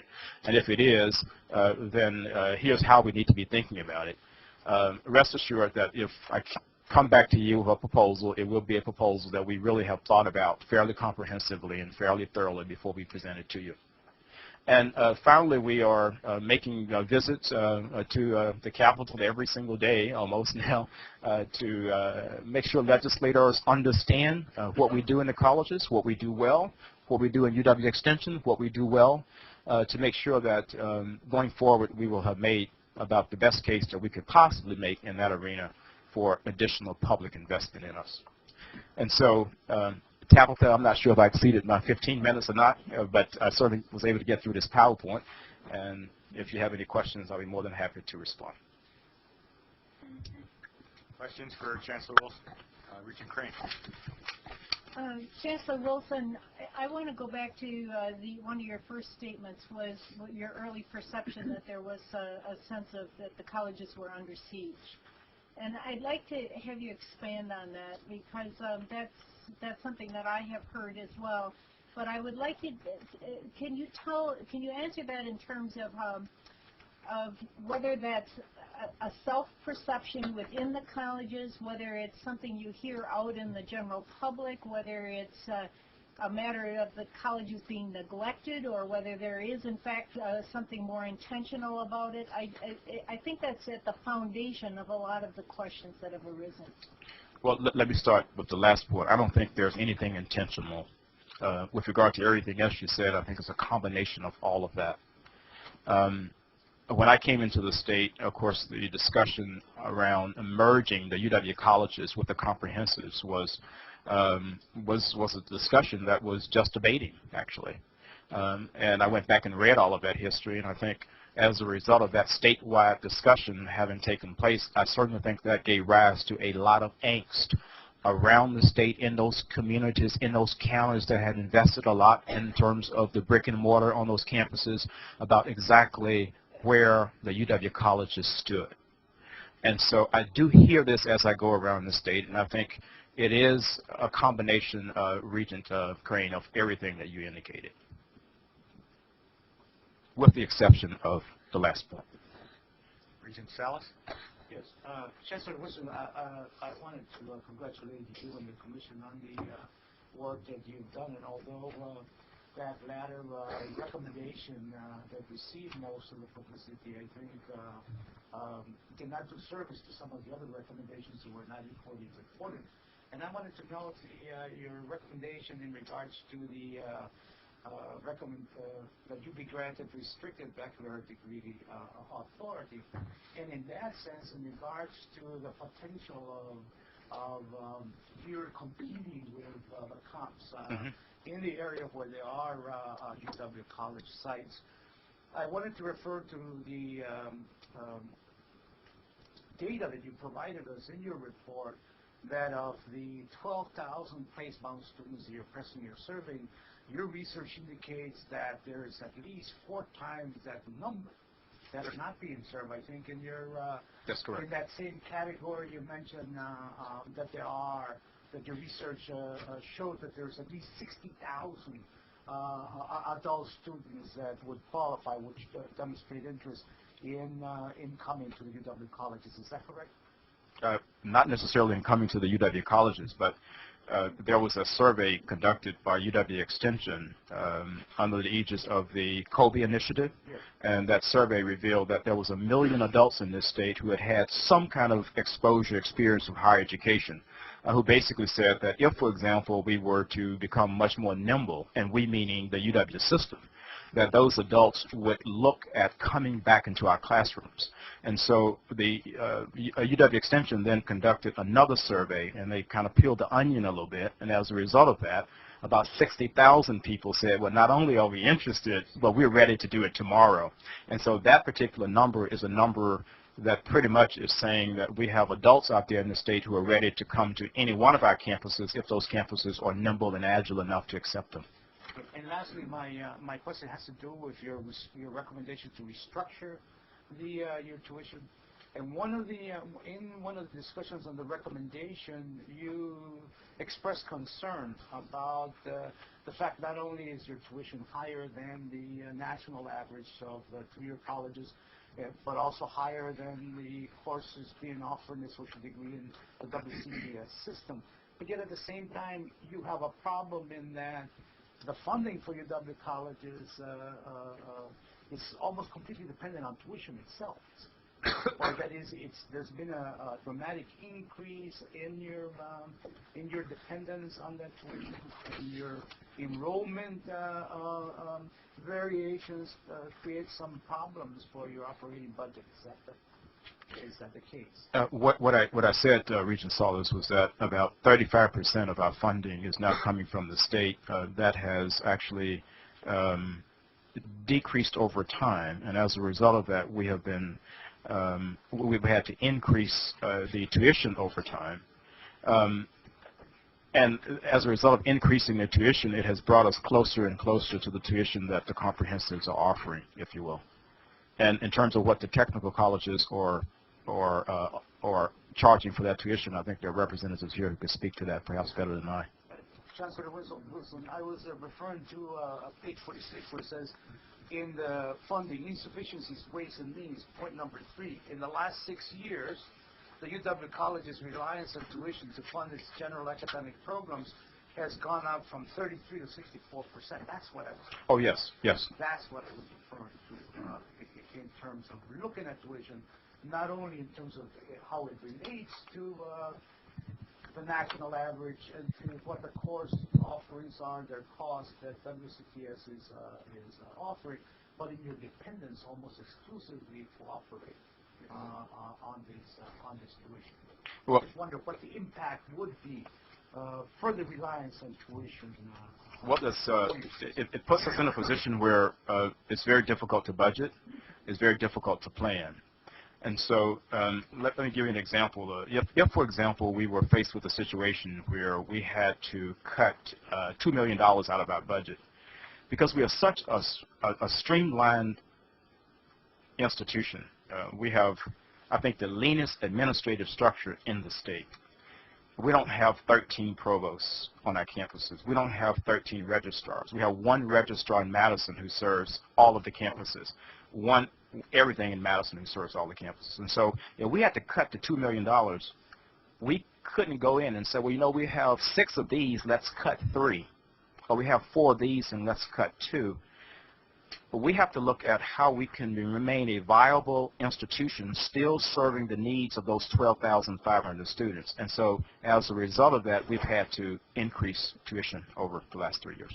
And then lastly, President Walsh, I'd just like to invite Chancellor Wilson that if in the future he wanted to discuss the issue of residence halls at the UW colleges, that he's free to come to a fiscal and planning committee. We're happy to hear him out there.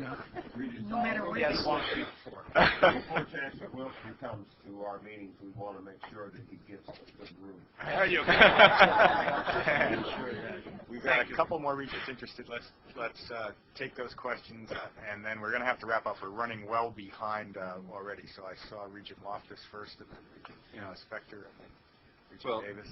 I guess before I could entertain enhancing the mission of the UW colleges, I wanted to know how you're doing on your mission now. Your core mission is to prepare students for success at the baccalaureate level of education by providing the first 2 years of a liberal arts education. You have 44% of students transferred to a UW system institution. I don't know if that's a large percentage, a small percentage, average, not average. And I assume those are a combination of students who have gone 1 semester, 1 year, or a semester and a half, 2 years. They're not just the 2-year students who have completed 2 years. That 40% is anyone who has attended a college and then has transferred. Of that, I don't know if that's good or bad, to tell you the truth, but of that group, you give us the number, you give us the statement that they persist at the highest rate to the bachelor's degree than other transfer students.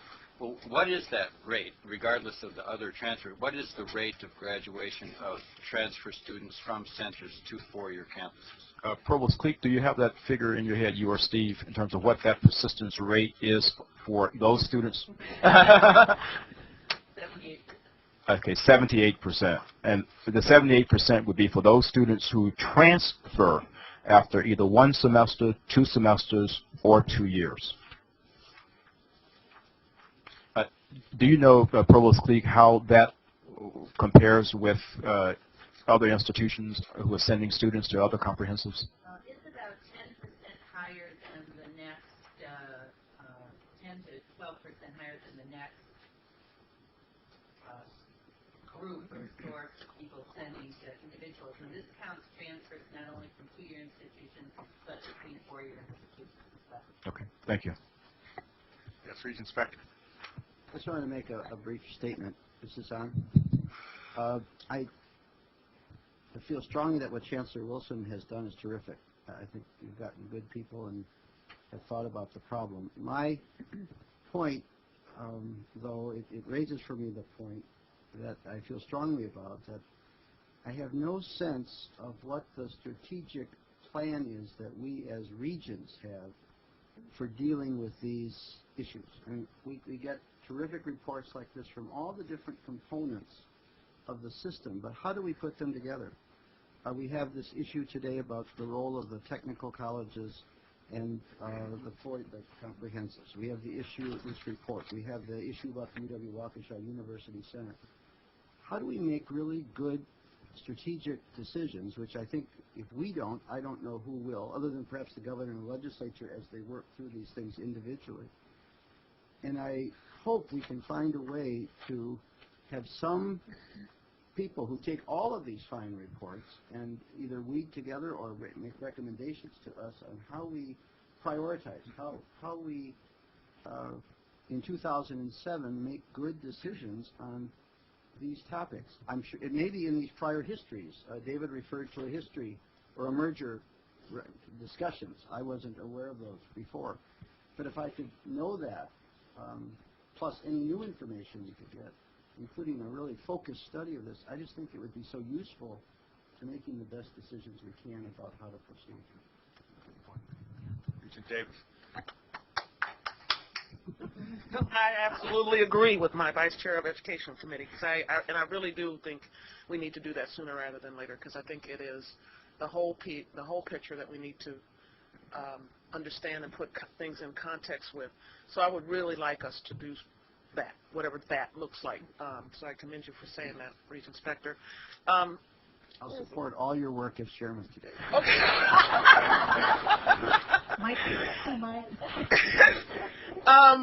Chancellor Wilson, he didn't say just today. He said today. He said today. You added the just part. Okay. Anyway, I know. Chancellor Wilson, let me say a very brief comment, which is that I had the pleasure of talking to our former colleague, Roger Axtell, who I remember saying to me about the honor of being co-chair of your commission, that as part of the way Roger approaches things, which is very deep and comprehensive, that he, after all the years that he's been on the Board of Regents and involved in one way or another in higher ed, he learned an awful lot in the process of serving in this capacity, which I just thought that was terrific. And you did convene a terrific array of people to give you feedback, if you will, and recommendations on the charge that you gave them. So I want to commend you for the process that you use, people that you use, and so on. I guess I just want to, and this may not be a short question, but I just wondered whether you would care to elaborate on what you think the one or two biggest challenges you're going to face in making progress on your next steps. Well, I think there are maybe three challenges, and all of these are kind of interrelated. I think the first really is the question of what is going to be the relationship between the UW colleges and the Wisconsin technical colleges. That is a big question. I think in light of the proposal that you'll have before you today, in light of what I understand of proposals that will come forward in the future. And so I certainly think some discussion around that is essential. The other challenge is what I thought it would be a challenge, but I don't think it would be tremendous, would be to work with our faculty within the UW colleges to actually make sure they are on board as we begin to think and talk about expanding our mission, because we recruited those faculty members, and 85% of them have their terminal degrees, which once again is unheard of on community college campuses across the country. But we recruited them because we wanted a 100% commitment to teaching. They do research, but they know they're there to teach. And we recruited them with this kind of place-bound focus in mind. And so I'll have to work, the provost and I would have to work very, very closely with the faculty to make sure they are amenable to extending the campus beyond its current geography. I think the tuition piece is huge as we seek to bring more adults into our classroom, as we seek to attract more families who are making that $54,000 a year. I think having an affordable tuition is extremely important, and the President and I will continue to have discussions on this. That's about three of the challenges that I see. Thank you. Well, yeah, one more from Regent Bartel, and then we'll have to wrap it up. Let me just say quickly before I turn to him, may give Regent Spector and Regent Davis some comfort to know that we, the chancellors and I and some colleagues at System will be having a retreat at the end of next month. And we have these same kind of questions about all the things that are in motion in the system and how they will come to some kind of a sensible rest and relationship with each other for the future. So we hope to come back to this board after that with some initial thoughts about how we might frame up that kind of discussion and plan. So with that, Regent Bartel. President Riley, I've decided that my question, which has to do with the recommendation for the restricted authority to grant baccalaureate degrees, is not a short question, and so I think I'll discuss it directly with Chancellor Wilson. Thank you very much, David. Thank you and your commission.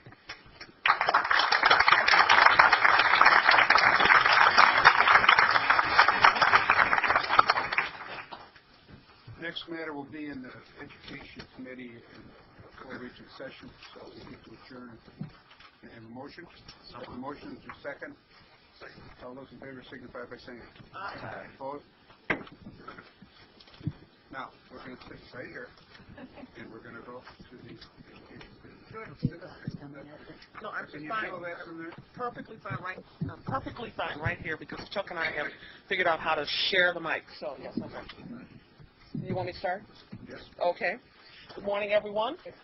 The Education Committee, with all regents invited, will please come to order. Will the secretary please call the roll? Where's my secretary? Oh, there he is. Regent Davis, Here. Regent Spector, Regent Crane, Here. Regent Keene, Here. Regent Loftus, Here. Regent Simmons, Regent Bartel, Here. Regent Bradley, Here. Regent Burmaster, Regent Connolly Kiesler, Regent McPike, Here. Regent Pruitt, Here. Regent Rosenzweig, Regent Salas, Regent Shields, Regent Smith, Here. Regent Walsh, Here. quorum is present. Thank you. And we just wanted to have the whole Board of Regents feel part of the Education Committee. That's why we called the roll of the entire board. No. Nope. Yes, you do, tomorrow. Yeah, okay. Good morning, everyone. Let me welcome you to the morning portion of, I think it's still morning, let's see, of the meeting of the Education Committee with all regents invited, and say how pleased I am to be back at UW-Parkside. Had a really wonderful tour, and I'm just glad to be here. This morning, we will take up the proposed Associate of Science degree from Chippewa Valley Technical College, and let me remind people that after presentation and discussion, the Education Committee will plan to vote on the new program. As you will recall, last month, the board approved the criteria for approval of WTCS collegiate transfer programs, and I think I speak for many of us when I say that in the end, we approved a reasonable and highly workable set of criteria, one that will help this board move forward in making the kinds of complex decisions we will be called upon to make in the area of collegiate transfer approval across higher education systems. We have in our materials the executive summary describing the proposed Associate of Science degree that will be part of a new liberal arts transfer program at Chippewa Valley Technical College. We also have President Riley's recommendation in the form of a resolution before the Education Committee. We will hear first from Senior Vice President Martin, who will set the context for us and distill the key points to keep in mind as we consider our action, especially in light of our criteria. We will then hear President Riley's recommendation and the reasons behind it. I think you got to speak slowly, Rebecca. He's taking a brief break. I'm just kidding. And we will hear finally from Ron Singer, Associate Vice President for Academic and Student Services, who will go through the proposal in detail. I don't know where they are. Are they here? Behind me? Oh, okay. I do want to welcome President Bill Eilenfeld from CVTC and President Clancy, there he is, Vice President Kathy Cullen, and Associate Vice President Annette Severson from the Tech College system. They are available and will be more than happy to answer any questions that may arise from the presentation. So without further ado, let me turn to Rebecca Martin. Great, thank you. I wanted to start out and just give you a little bit of history here. As you know, we have currently have 3 collegiate transfer programs on technical college campuses, one at Madison Area Technical College, Milwaukee Area Technical College, and also at Nicolet.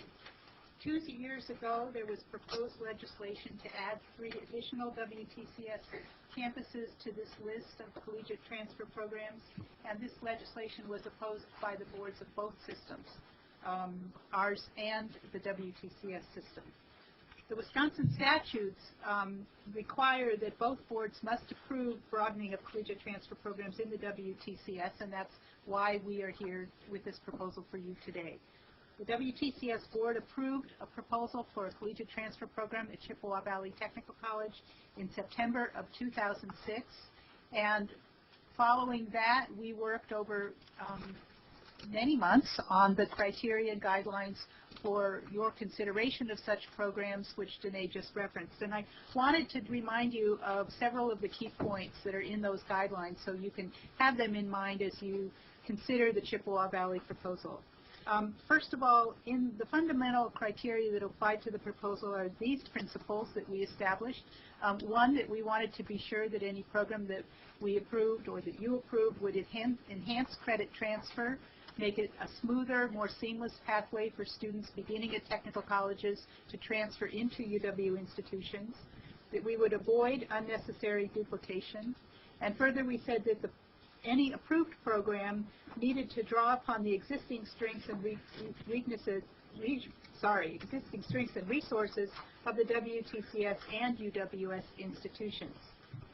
Some specific criteria were that formal review and, if possible, approval of the curriculum for course transfer be obtained from at least one UW institution to which students are likely to transfer.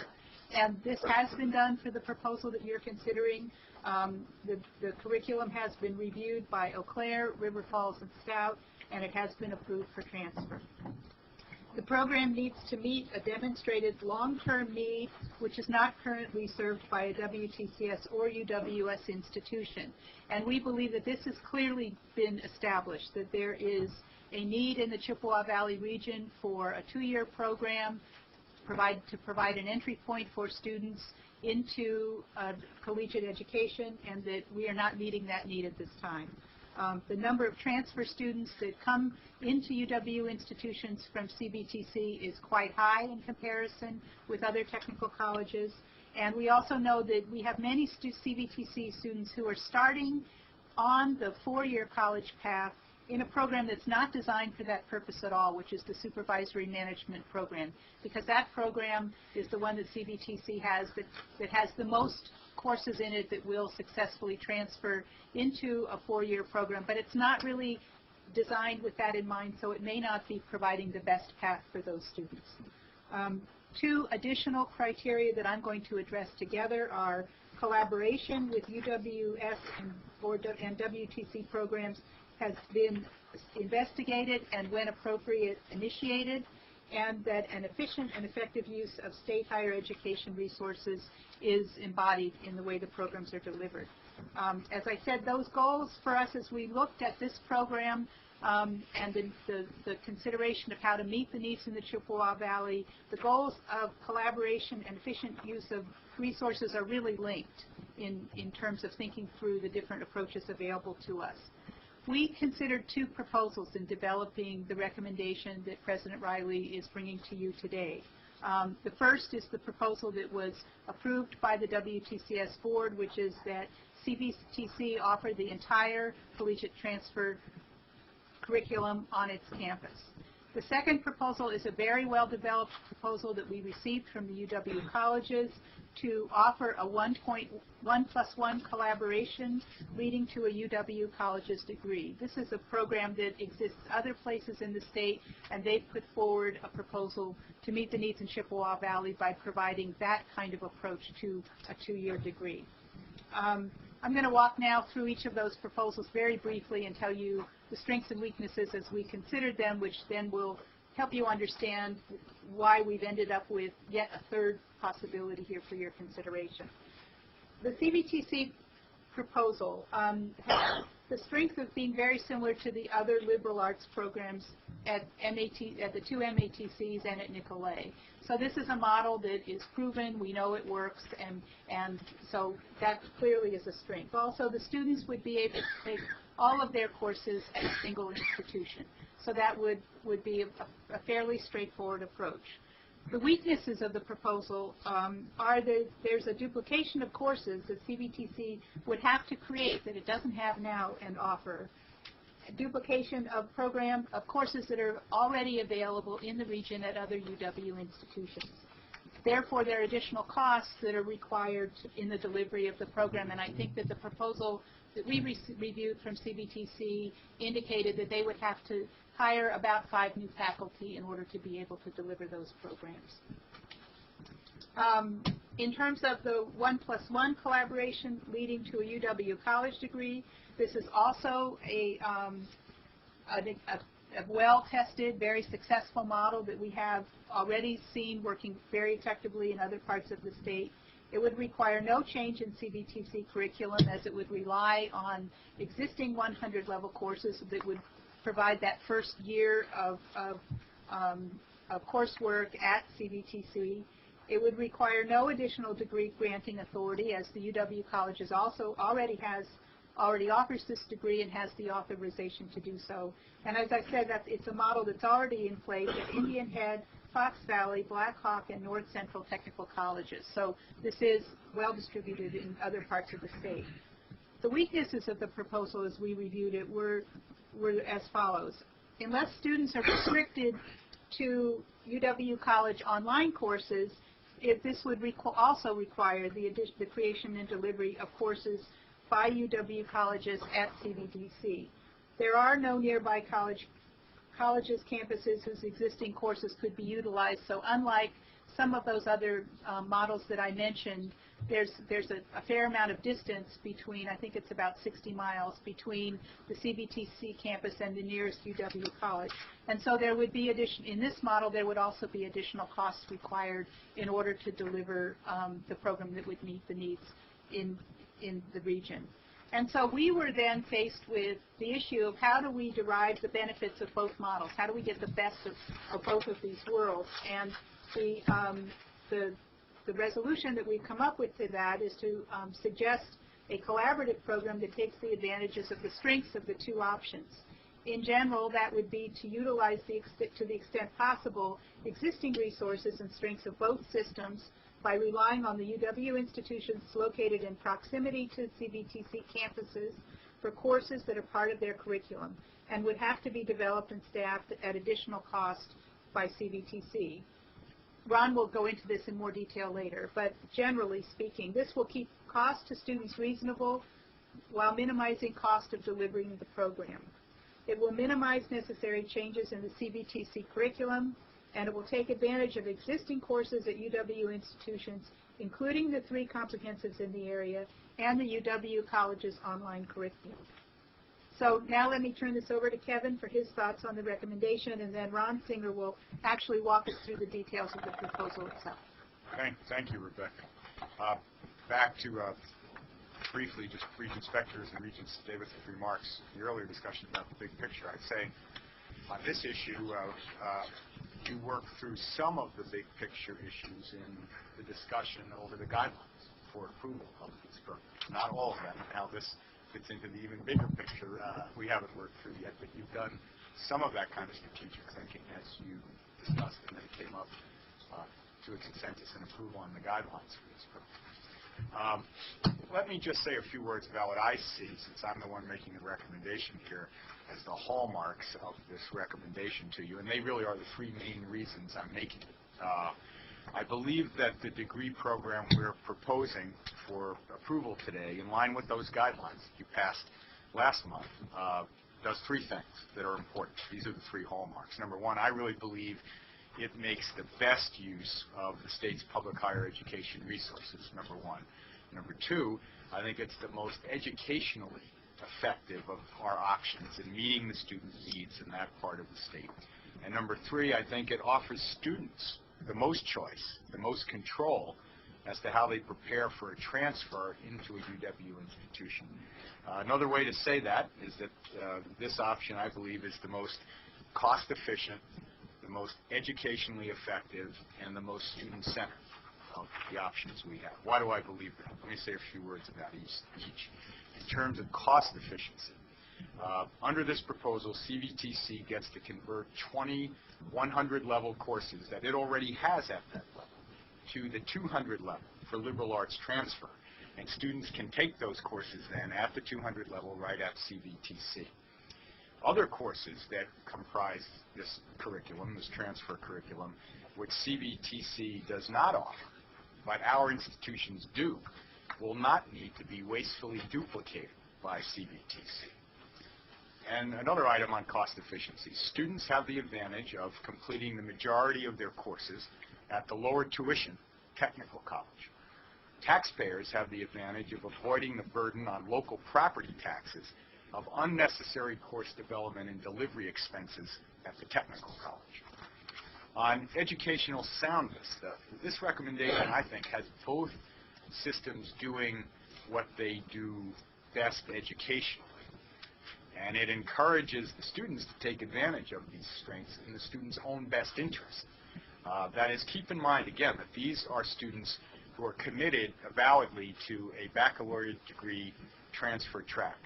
And this model allows them to, we could say, get their feet wet at one or more UW institutions before they have to immerse themselves entirely at the big UW pond. And then the third element, the third hallmark, student-centeredness. Under this proposal, students will have 4 UW choices in the CVTC region for the UW part of this collaborative program. UW-Eau Claire, right across the street, adjoining the CVTC campus. Students on the Madison campus regularly walk farther between classes than students will have to walk between CVTC and their classes on the Eau Claire campus. They'll also have the option to take coursework at UW-Stout or UW-River Falls, also in the region, and the UW College's online program that Rebecca mentioned. Now, depending on where the students live, which campus of CVTC they choose to attend, because remember, CVTC does have a number of campuses in the region, where they spend their summers, if it's different from where they spend their school year, they can take advantage of one or more of these UW options. Moreover, students will have a choice of delivery modes for the required courses. That is, they will be able to take, if they choose, all of their coursework traditionally, face-to-face with an instructor in a classroom, or opt to combine that traditional brick-and-mortar campus experience with some online coursework through the UW colleges, or, for that matter, the wide array of online courses offered by a number of our other UW institutions. And by the way, I would strongly urge the students to do some of the latter, because I think these students will certainly need to know how to use electronic resources to acquire higher order education and thinking skills in the course of their careers if they don't already. But that and many of the other choices here will be with the students. And I think in this plan, presented to them in a way that makes it most likely that their educational experience will be high quality, well-rounded, and intended to prepare them for success at the baccalaureate level. Cost-efficient, educationally sound, student-centered. Those are the hallmarks I see of this program that I'm recommending to you, and I hope you'll see those too. And if you do, and you approve the program, I think we'll be taking another timely, significant step into the future of interinstitutional, cross-system programming that will better serve the needs of our students and the state. A lot of the discussion you've heard already this morning, a lot of the discussion those of you on the Ed Committee will hear around Waukesha is about how we're moving into this new age of interinstitutional cross-system programming, where we're breaking down barriers of geography, of bureaucratic structure, of funding models of the past, because our students are demanding it. One of the questions I know Jeff Bartell had that he didn't get to ask at the end was about the baccalaureate degree authority issue with the tech colleges, and I said to him when I saw him outside, well, as a matter of fact, every one of our UW campuses now already has one or more baccalaureate degrees being offered on it by a four-year campus. We've already broken those barriers in many ways, and we need to continue to work to do that. I think this proposal, a collaborative proposal between the Chippewa Valley Technical College and the UW system with the degree granted by Chippewa Valley Technical College, can be a real model for the future of what we need to do. It may make some people uncomfortable institutionally, because not everybody gets to do what they want to do alone. But I'd argue that discomfort is something we need to live with in the interests of what our students want, and in the interest, indeed, of the kind of traffic flow that so many of our students are already engaging in across institutional and across systemic boundaries. So with that, I want to turn it over to Ron Singer to walk you through some of the detail in the materials you have, and then we'll open it up. But right now, Regent Spector, do you? Okay. Thank you and good morning. This is truly an education for me and my colleagues at UW system administration, learning a lot more about the work that goes on at the technical college system and about these programs.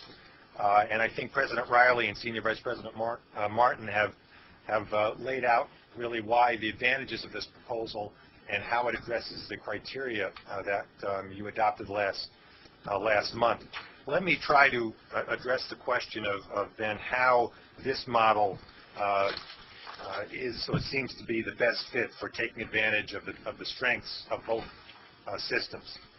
And to understand why this proposal meets that test, it's necessary to have a little bit of understanding of the liberal arts and science courses offered at the Wisconsin Technical College system. CVTC, as well as the other technical college campuses, currently offer general education courses that support their applied associate degrees. These are the courses which are referred to as 100-level courses, you've heard that term, that currently transfer to our UW institutions as part of a maximum of 30 general education courses that can be transferred. As has been mentioned, CVTC plans on converting some of the sections of these 100-level courses to 200-level courses and making the appropriate changes in the courses to serve the proposed liberal arts degree. Since CVTC has the faculty currently teaching courses in these 100-level, at the 100 level, the conversion and the delivery of these courses can be accomplished at little or no additional cost.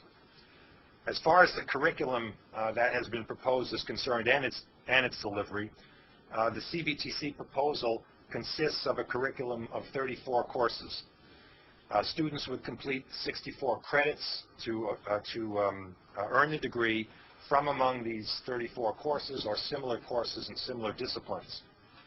And as President Riley mentioned, 20 of these 34 courses are courses which are currently offered at the 100 level and would be converted to the 200 level, as I've described.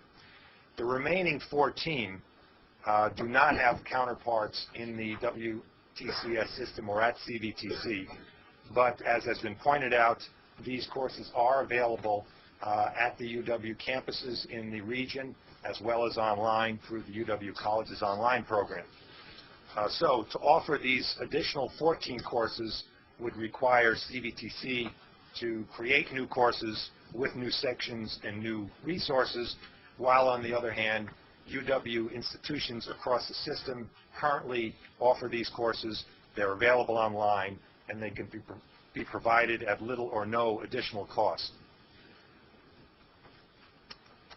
This recommendation relies on those existing courses and resources to complete the requirements of the proposed degree, and the students would enroll in these courses at our UW institutions to pursue and to complete the degree.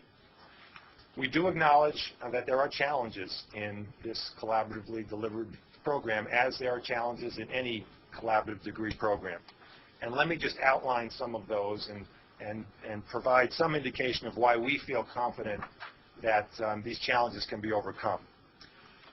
This program will have to ensure, or will have to be a collaboration that ensures that students understand their options in terms of the courses they can take, and that we communicate this in an easily understood way that can be easily implemented by students, so that the information that goes out to them can guide them in terms of the courses they need to take and the options they have and how to pursue those options. Accreditation has been raised as a possible challenge. This is not a typical kind of a degree program that is offered solely by one institution. It is a collaborative, although the degree, as has been pointed out, will be awarded by CVTC. We in the UW system have experience with collaborative programs, and as you know, even collaborative programs whose degrees are offered by multiple institutions. And we're confident that with the majority of the courses in this program offered at CVTC and the remaining being offered at accredited UW institutions, that accreditation by the regional accrediting agency will not be a problem. financial aid. We have to ensure that students pursuing this program have available to them those that need financial aid. We are confident as well that that will be the case, that they will be able to get the assistance they need to pursue this program. Lastly, logistics. No small challenge. The proposal itself outlines a number of collaborative strategies for providing the student services that will be needed to support students pursuing this program. While students will be accessing instructional resources of more than one institution under this program, the collaboratively delivered program will need to attend to student needs in ways that make the collaboration seamless to the student. As I said, we're confident that these challenges will be effectively addressed because both systems have significant experience with collaborative programs, such as the 1+1 programs that you've heard about that are collaborations between WTCS and the UW colleges, and a number of joint degree programs, many of which you're aware of, that the UW system offers that offer degrees with collaborations from two or more institutions. However, as we move forward, if we encounter unexpected barriers, we hope you will remain ready to consider any necessary modifications to the design of the proposed program so that we truly do ensure that student needs are met, that state higher education resources are used effectively and efficiently, that transfer opportunities are enhanced, and that the number of baccalaureate degree holders in Wisconsin is increased. So with that, let me open it up for questions, and I'm sure any of us or our technical colleagues... We'll recognize Mike Spector first, because that's what Kevin offered. Mike? Well, my question was very technical. Kevin said something about it would put a greater burden. Into the mic. It would put a greater burden on the property tax to a certain extent if we had this duplication. I thought the property tax only supported capital improvements. I didn't know if you thought there would, if that's right, that there would be capital improvements. Not, and my understanding is not of the technical colleges. It's UW colleges. I mean, UW colleges. I'm sorry. Yeah. UW colleges property tax supports the capital side, and the tech colleges it supports more than that. Sure. Okay. Libby? Just a little clarification for the group. For these UW system institutions for the remaining 14 courses, the student doesn't have, this is the question, do they have to apply to that institution, or is it automatic that they're guaranteed, they can just choose from any of those institutions and to complete their 14 courses? Right. They wouldn't have to apply in terms of meeting the requirements to be accepted into that institution. Okay. There's a special student category that can be used to accommodate those students, and of course that's what they would use. Okay. I thought that was Regent important. Burmaster, that one of the origins of this discussion was the fact that there were a number of students who wanted to get into UW-Eau Claire, could not be admitted as first semester freshmen, and then were going into the non-transfer program at Chippewa Valley Tech, and that didn't seem to be working very well. Regent Rosenzweig. Thank you. I wanted just to kind of go back to how we first heard about this program, and I have the kind of unique balancing position to sit on both boards. So I remember when the Chippewa Valley proposal came to us, and it was I wasn't sure at first just where it was coming from. But then I was convinced that it was coming from the fact, and I think that Libby just addressed it partially, that students were kind of frozen out in that particular area because two factors. One of them was that Eau Claire, in large measure, was closed to them because of entrance requirements. And then secondly was distance to other regional facilities that they might be able to access. So then my question, as I'm just reviewing what is before us, is a little troubling from the student's perspective, which is what we brought us here in the first place, I think anyhow, was all about access for students in that particular geographic area. If, in fact, those students now are faced with those 14 credits that are provided for an array of places, but we already know, unless Eau Claire has changed their mind, that that may not be particularly feasible place.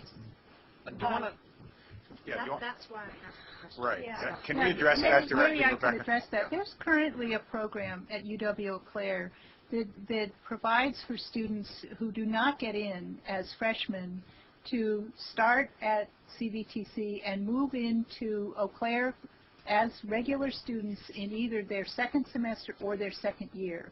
So we've got a pathway for that already. I think that's one part of the student population that we're talking about, but I think we're also talking about a part of the student population that may not have the academic credentials to get into Eau Claire to begin with.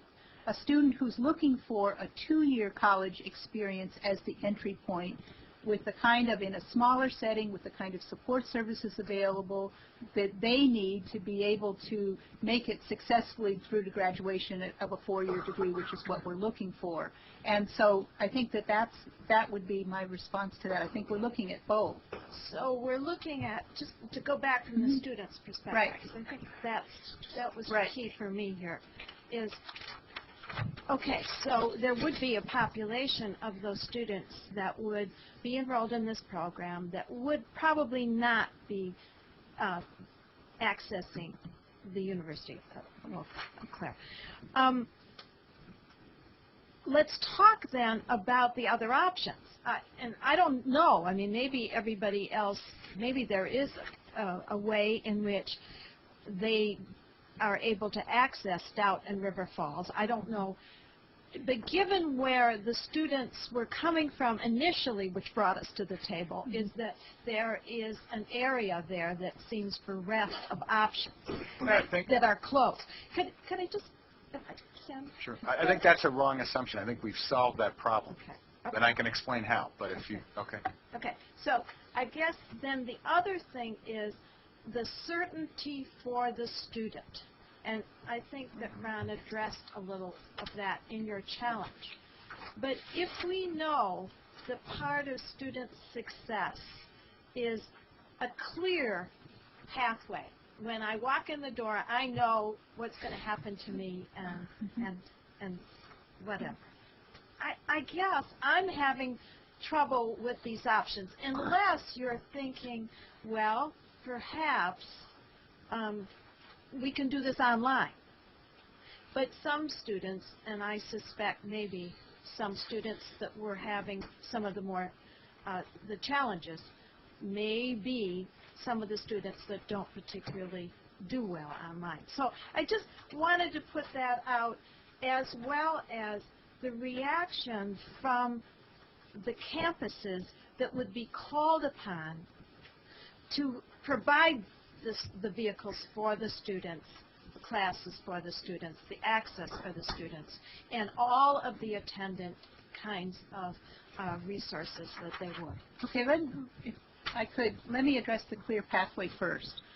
What we're talking about here is a curriculum that has approximately 2/3 of the courses at CVTC and approximately 1/3 in one of the UW institutions. And we expanded the list from Eau Claire, recognizing that CVTC has more than one campus and may be, if not initially down the road, be looking at offering some of this degree work at their other campuses that are closer to River Falls and Stout. Okay, so that's one thing. We have a lot of experience through our UW colleges with students starting on a technical college campus in the 1+1 program and then moving into a UW institution. And we know how to develop those clear pathways. We know how to collaborate between UW Institute colleges and tech colleges to create those clear pathways for students. And we're confident that, while I can't lay it out for you today, that if we empower our faculty and staff to get to work on this, we can create those clear pathways here. What we want to do is to have a broad array possible for those students when they get ready to take the part of the coursework that would be at the UW. That probably, in all likelihood, will not be in their first semester. It might not even be in their first year, remembering that 2/3 of the coursework is going to be right at CVTC. These are students who we want to see move into transfer at the end of their 2 years into a UW campus. So giving them that opportunity to start taking UW classes in that first 2-year period, we believe will enhance that success and make it a clearer pathway for it. Excuse me, let's go back to Kevin so that he can clarify. I'm you know, going to make sure that everybody wants to ask a question. But it's not going to get out of control, and I'm going to recognize people in the assembly. Kevin, you wanted to clarify a point. Clarify a point, thank you. And I wanted to turn it to Ron to give the results of his consultation here, but in thinking about how we might do this, what the best options were, we did check with each of those other institutions that I mentioned as to whether they could, how they could, whether they'd be willing to handle those students. And maybe, Ron, you can mention those consultations. Those colleagues are here, but we did, and they are confident that they can accommodate these students. The Eau Claire has, you're right, I mean, there have been students who have not been able to get into Eau Claire because of the high level of student interest during the first semester. But it has been the case that they have already been accommodating those students in the second semester, as early as the second semester of the first year. The other thing I would just like to say briefly about the pathway is that CVTC has already, with Eau Claire, has already been doing a very effective job on pathway with the students who are currently in the supervisory management program, who have the same interest in transfer. So I think that the pathway issue is already being addressed in that program and effectively, and will be addressed in this program in a way that better meets the needs of the students interested in transfer. Mary. And thank you. I didn't realize I was next. Sorry. Thank you. I think some of the words we've heard are so important. Smooth and seamless transfer. But most importantly, the most important S word is the student. Yesterday I had a call from a reporter in Eau Claire and said, what's in this for these institutions? And I say, it's not for the institutions, it's for the students. That's why we've been talking about it all these months. And we want to make sure that we do have a seamless transfer and it's smooth and a clear pathway. I know a lot of people have questions. The one thing we're just talking about right now is the third of courses that will come from the UW institutions. I think that what Peggy's getting at is there going to be room for these students, and what if there's not? Is UW-Eau Claire going to add extra sections of their courses? And what's the cost of that going to be to UW-Eau Claire? What's the cost to CVTC for the student services that are going to be involved with this, the counseling, all of the registration, all that, because they'll be bearing the brunt of that. What attention has been paid to the detail of cost, I think is important. And just reflecting on one more part, and then I'll go back to you, Ron, that when the State Tech College Board passed this program, we did a very thorough study that involved costs, and CVTC, President Eilenfeld, presented us with his costs. Now, those costs were based on him offering all of the credits, including the revenue that comes in from the tuition. So I'm wondering now what those costs are going to look like for when 1/3 of the tuition revenue is gone. And has that been discussed? So if you could talk to that. In terms of the meeting the needs of students and the student services, the advising piece, the proposal, as you know, itself includes, from CVTC's perspective, the hiring of a counselor who would be designated specifically for these students.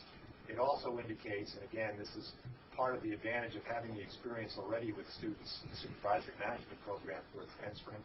It also indicates that the transfer advisors from the 3 UW institutions regularly visit CVTC to consult with students who have an interest in transfer.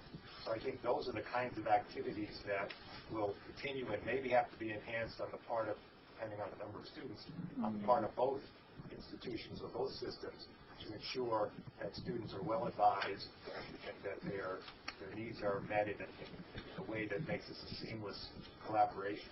As far as the cost issue is concerned, the proposal does indicate that to the extent that the courses are going to be converted from 100 level to 200 level, that there is little, if any, additional cost associated with that.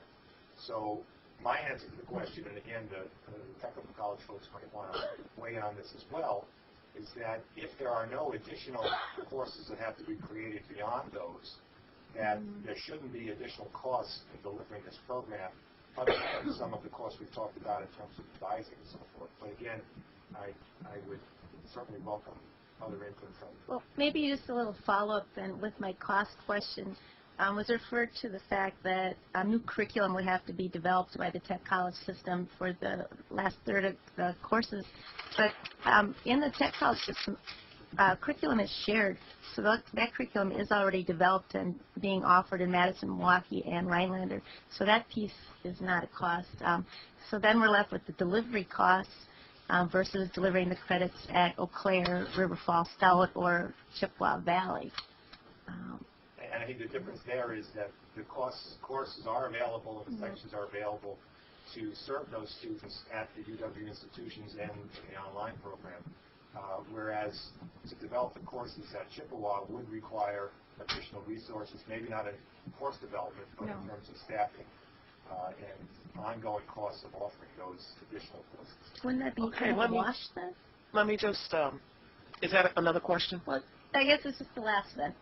It's more or less a wash. It's like who delivers it. There's a cost involved.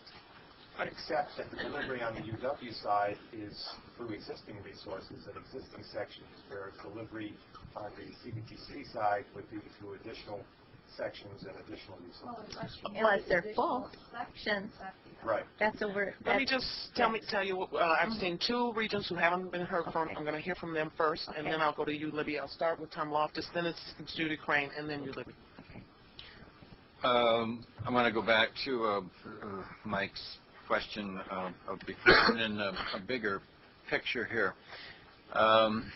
It seems that students are creating demand here and elsewhere throughout the system for all kinds of reasons: price, access, comfort, whatever. But the proximity, they're creating the demand. And in my opinion, we should recognize these as facts on the ground and accommodate that demand. I mean, my political philosophy always was, when you see a parade and you're the political leader, grab a flag and get to the front of that parade.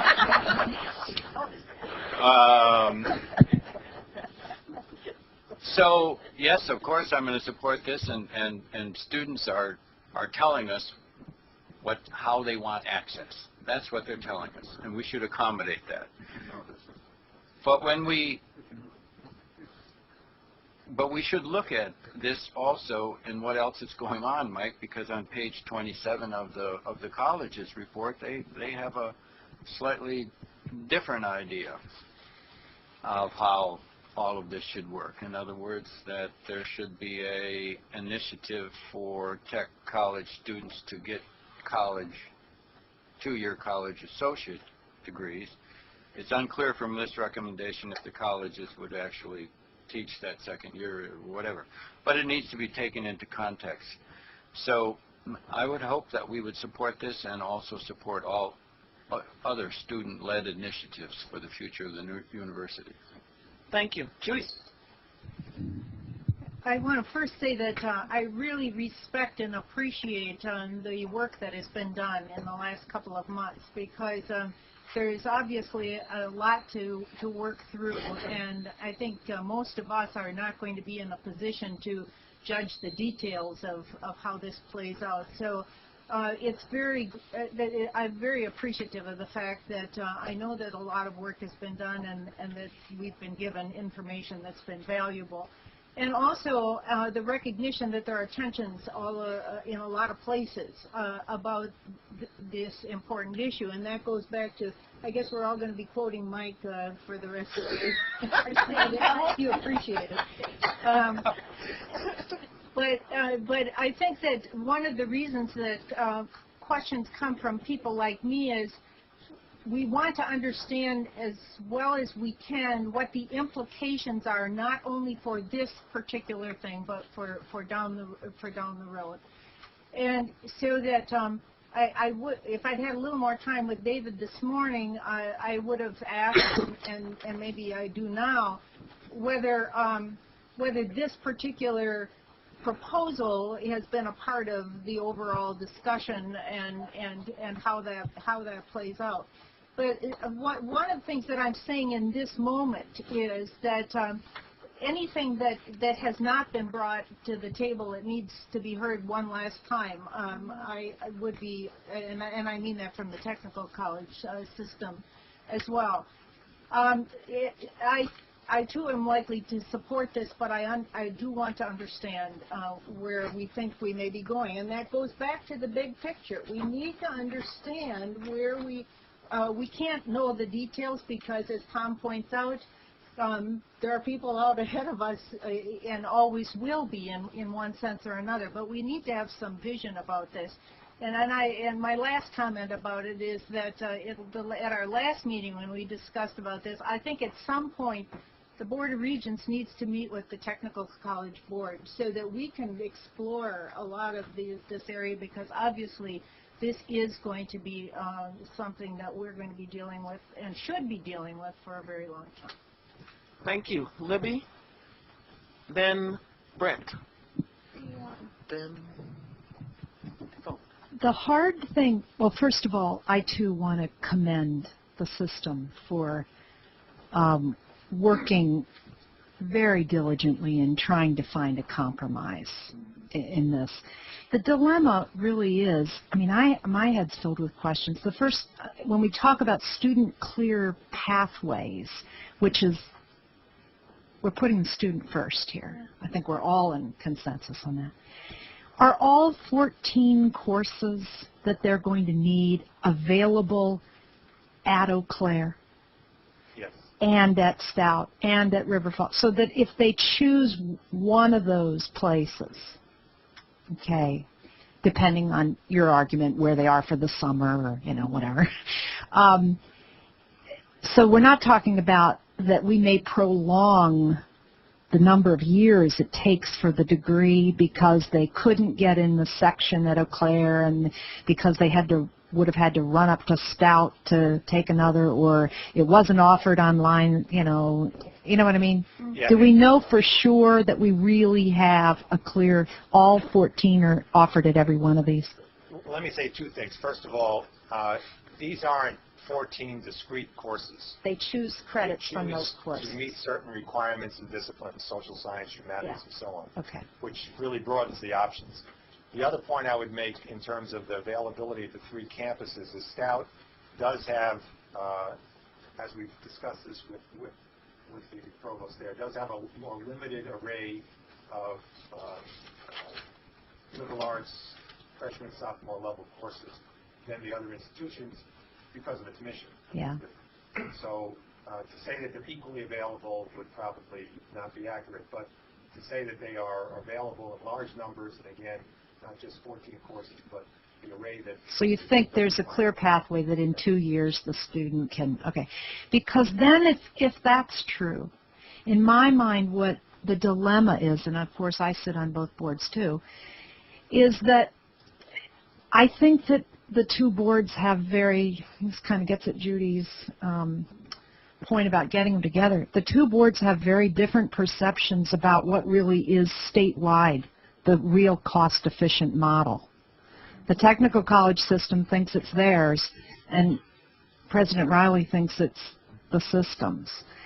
And I don't know, and I haven't been provided the kind of data I would need to do that sort of an analysis. So I don't know what to do. Brent. I just want to comment. This is our first attempt at under 36.31 of the statutes with I remember President Riley and myself, President Walsh, and others who testified to when there was an attempt to mandate some of these programs as opposed to having discretionary between our two boards. And this is our first attempt at, it's been an interesting process along the way. And we've made a lot of progress, and I commend again Kevin and everybody, Dan and everybody who's worked, Dan Plants and everybody else who's worked on it. I would point out procedurally where we are, though, is the Technical College Board had a very different proposal than, of course, we're going to be Kevin, President Riley's A third proposal. different. And I think both legally and politically, but even if we go ahead and approve this, it's going to have to go back before the Technical College Board and maybe the district board. I don't know what that reaction will be or what variance will be, but I just want to point that out, that I don't think our action today or tomorrow will be final, because the statute sets up a process why both boards have some input and approval of what we ultimately pass.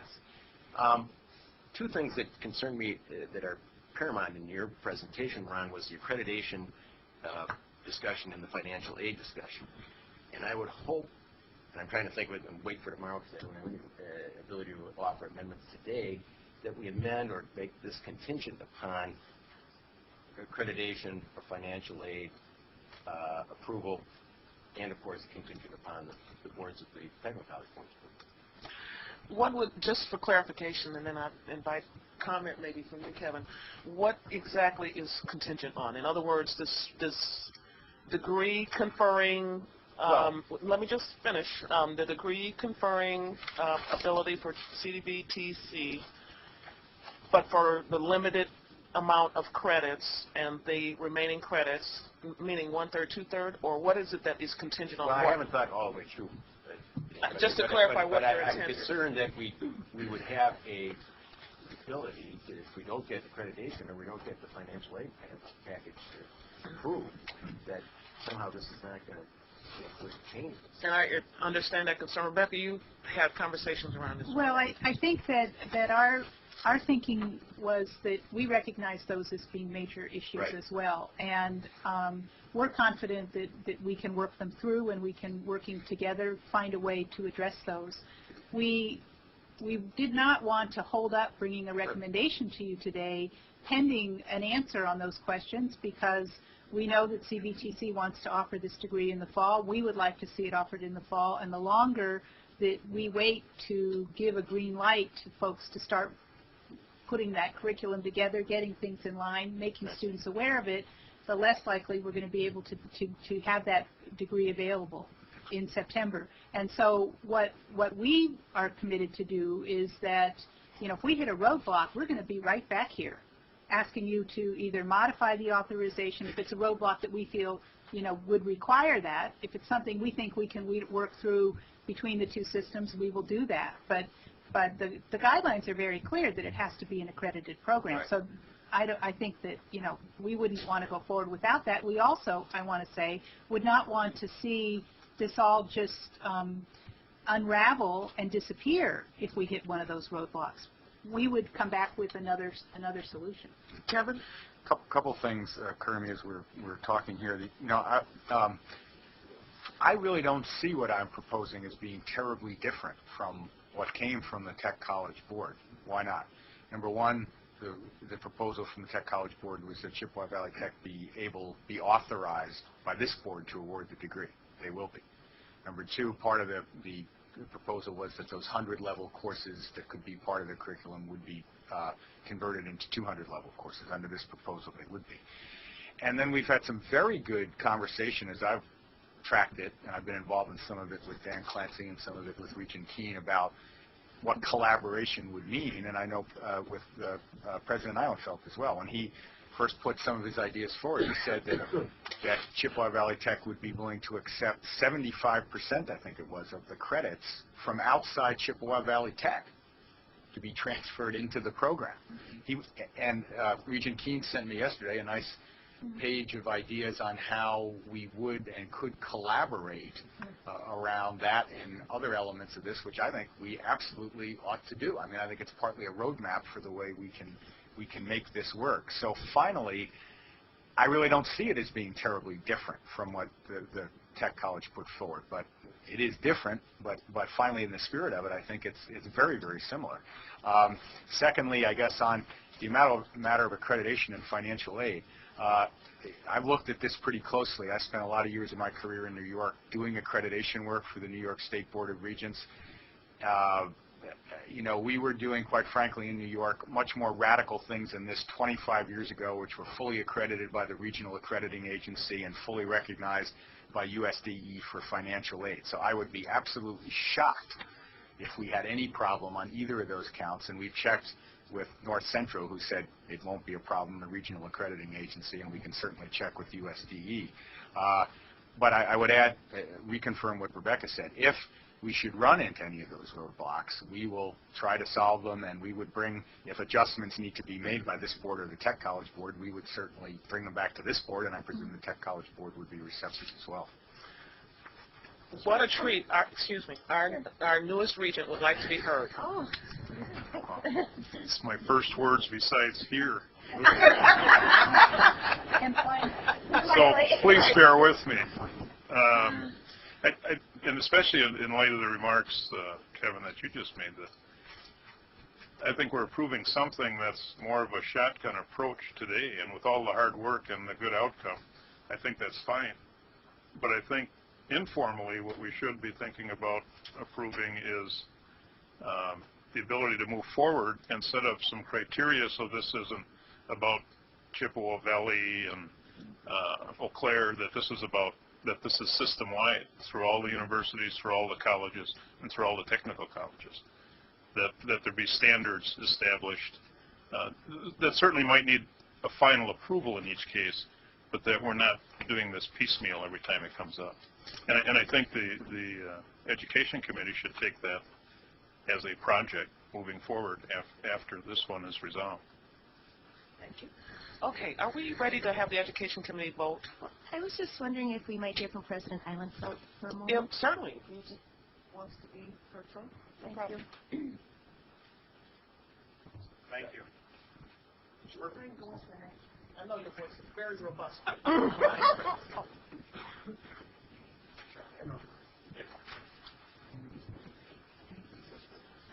Thank you very much. First of all, I would like to applaud the Technical College Board and this board and the system staff the staff of both systems for the work they've done on this process in terms of dealing with the needs of the students in the Chippewa Valley. I think those needs have been there for a long period of time, and we're making some steps in the right direction. I also would like to tell you that I have a great deal of confidence in my partners in the Chippewa Valley at UW-Eau Claire, UW-Stout, and UW-River Falls. We have done a lot over the years as a result of cooperative ventures in that area, and certainly as a result of this process we can make things happen as well. I do have some concerns, and my one concern on the process is a fail-safe method. Right now, there is no such fail-safe method built into this process. What happens if we get to a point where UW-Stout, UW-River Falls, UW-Eau Claire cannot offer the course for one reason or another, and the student does not want to take it online? Those students are going to end up basically in my office and asking why CBTC cannot deliver on its promise for a degree. I think if we were going to do this, my only additional comment would be that there should be some fail-safe method, that in the event we can't get the course from UW-Eau Claire, UW-River Falls, or UW-Stout, or the student doesn't want to take it online, that CBTC has the prerogative to offer that course for the students. I think that would solve a number of problems. It would provide the fail-safe method, but it would also provide assurance in terms of accrediting bodies and things like that, that the college does have the authority to do it in the event that they can't get it. I think other than that, that the idea of working with our partners in the Valley is a great one, because we do have students that will take this program at River Falls, at UW-Stout, or in Menominee rather, and in Eau Claire. And I think the program is an ideal one. I think it's a program that we can hold up before the legislators and again say, here, we are cooperating, we are working together as systems. So I applaud you for the work. my only recommendation or my only consideration that I would ask of you is that there's some type of fail-safe method that we can fall back on in the event that it's not available. And trust me, in the Chippewa Valley, we will not let you down. We will continue to work and to make these types of things happen between our institutions. Thank you. Thank you. Eileen. Can we just maybe hear from our chancellors for a second, too, about Wonderful. concern? And Shall we start with Eau Claire? Since it got the most recognition? Actually, our provost has done the most work with CDTC on this. So I'll have Steve. Steve, please come to the mic.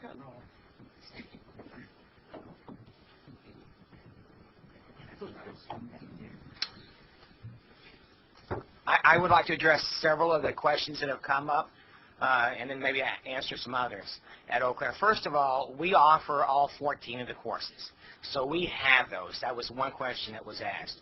Number two is about access to those courses. Our greatest course availability problems come at the 100 level courses. Several years ago, 2001, we restructured our general education, lowered the number of credits required, and opened up other alternatives for students. As a result, at the 200 level we have access. There's for students. I do not foresee a major problem of having these courses for those students at the 200 level. Now, it does, to be honest, it does vary by discipline. And I've looked at those courses. Foreign languages is one of those that you'll require. We have a degree requirement for a Bachelor of Arts. Anybody getting a Bachelor of Arts from Eau Claire must have a year of a foreign language. That was implemented in 1994. As a result, over the last 10 years, we put a lot of resources into the foreign languages department to meet those needs. As a result, I foresee no problems with that, okay? There may be a few courses that we will, we'll have fewer seats, but overall, I do not see a problem. I think it's really important to remember that our students don't get all the choices they want. When you sign up for a GE, when you're trying to get GE and you're looking at everything, a student wants course X at 8 o'clock in the morning by Professor so-and-so. We all most of us attended college. We know that it's looking and planning for 2 years. So to say that these students are going to be able to dictate everything they want in any semester, for me to say that, it's not going to happen.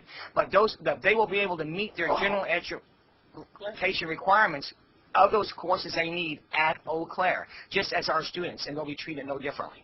Another issue that I want to address is that we have always had special students at Eau Claire, a special student category. Those are primarily non-traditional students and young students who apply to Eau Claire and cannot get into Eau Claire because of their preparation. We allow anybody, have always allowed any student from the local area to take up to 16 credits of GE they sign up for without being admitted to the university. So to say that these students are going to be taking 16 credits from us, we've already planned for that, and we've been doing that for years. So again, we can accommodate them. Another issue that's been raised is advising. We work very closely with Chippewa Valley Technical College. We have a Chippewa Valley Nursing Alliance now. I put a position up there for advising in nursing. So we've put resources up there to work with them, and those resources will stay there. In addition, our advising counselors, transfer counselors work very closely. We're 2 blocks away, and many of those students are always in our offices. So to say that, it's really important to understand that we work very closely with them on transfer. It's important that we meet, as you said, the student needs, and this is all about students. And we'll make this happen, and it will be seamless. Wonderful. My God, was that impressive. So, but in the spirit of, is there another chancellor at either of the other institutions to follow up with Eileen that wants to speak? You do want to speak? Okay. You want to speak? Okay. Great. Including David. Right? Okay. Steve covered all of the nuts and bolts so well. I'm not going to add anything to what he had to say except for a couple of factors. One is that we will work, as we have in the past, with these colleagues in order to provide the best possible education for the people in the region. And I guess for those of you that don't live up in that side of the state, it's a fast-growing part of the state. A great deal is happening up there. And these partners that we have in Eau Claire, River Falls, Stout, and the CBTC, we see the whole area as a collaboration corridor and a possibility for us to create a new kind of vibrance for educational opportunity. In addition, some of you may not know that CBTC, while it's called Chippewa Valley Technical College, has a very strong presence in River Falls, including a campus, and the possibilities of future collaboration on our campus to help them provide the kind of operation that they want to provide. So we're very much in favor of this opportunity. Steve has told you all of the issues that will come up on any campus, any collaborative opportunity. We're ready to work together. Great. Chancellor Wilson, did you want to round out the crowd? No, I mean, okay. If you're the question that I had. Okay. It was really. I'm sorry. You responded. Oh, did? Can I just finish? Of course. I wanted to. All right. Since Do your adopted one. no, you can say it.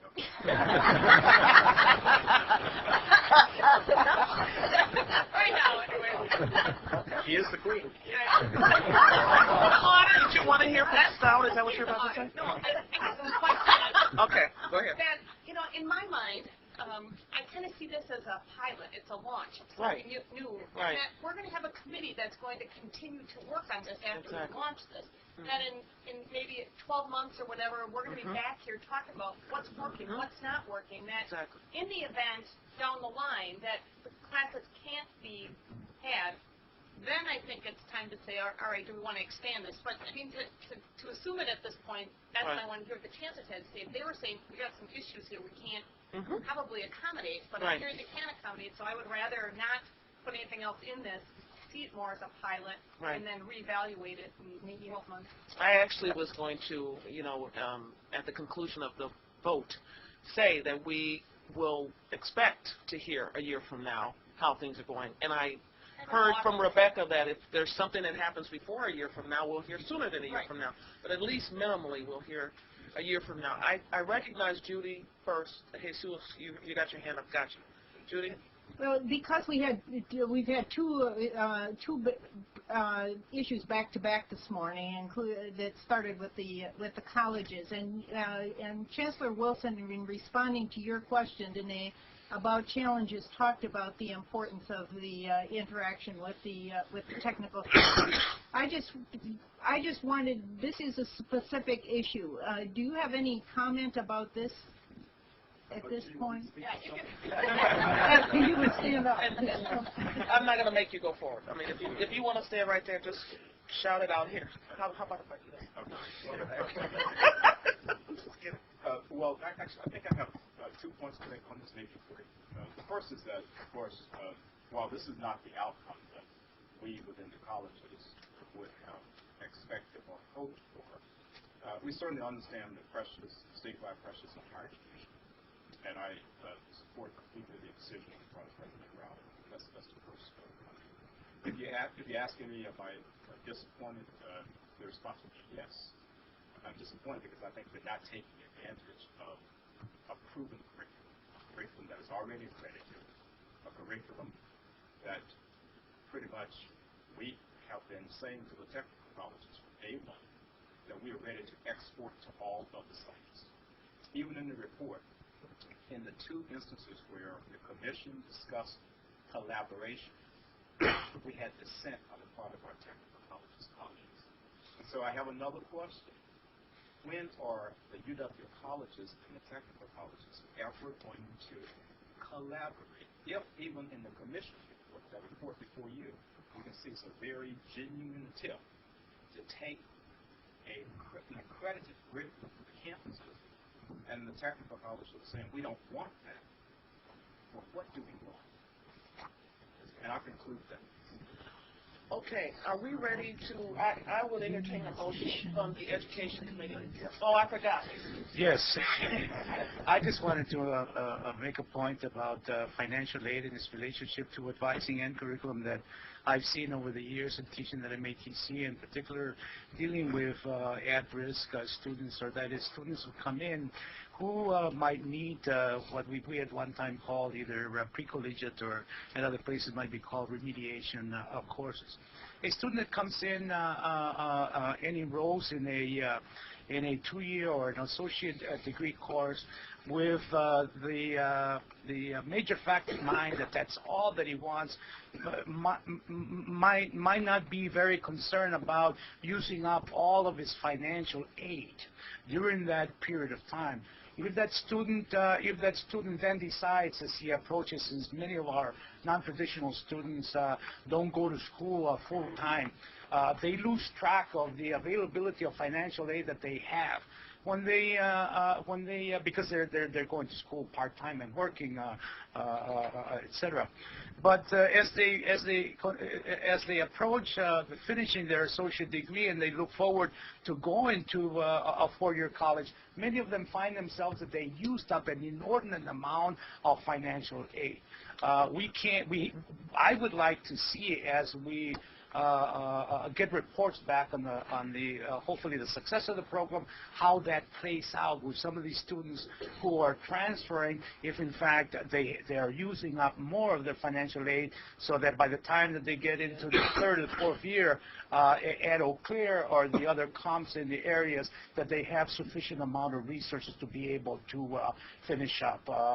The other thing that I am going to be looking at is the so-called use of pre-collegiate course offerings. Many times what we've done at MATC in order to enhance students coming into our system is that we allow certain students to come in with certain deficiencies in one course area, and if they can demonstrate ability in another. In other words, that student might be taking pre-collegiate courses in math, but not in English or communication skills. Again, we've ran into some difficulties on the accreditation side of that, because since that student is receiving financial aid, you cannot use financial aid for pre-collegiate or remediation courses. That's another area that I'm going to be looking at when we look at this program. And so all of this ties in together. Financial aid with accreditation, with the curriculum that is developed, in particular with those students that are at risk, and of course advising. It is crucial that students be appraised that this is a long journey, or that is completing the associate degree and transferring and having the resources to be completing that 4-year degree, hopefully. Thank you. Regent King, would you like to make a motion? I would, Chairwoman Davis. Thank you.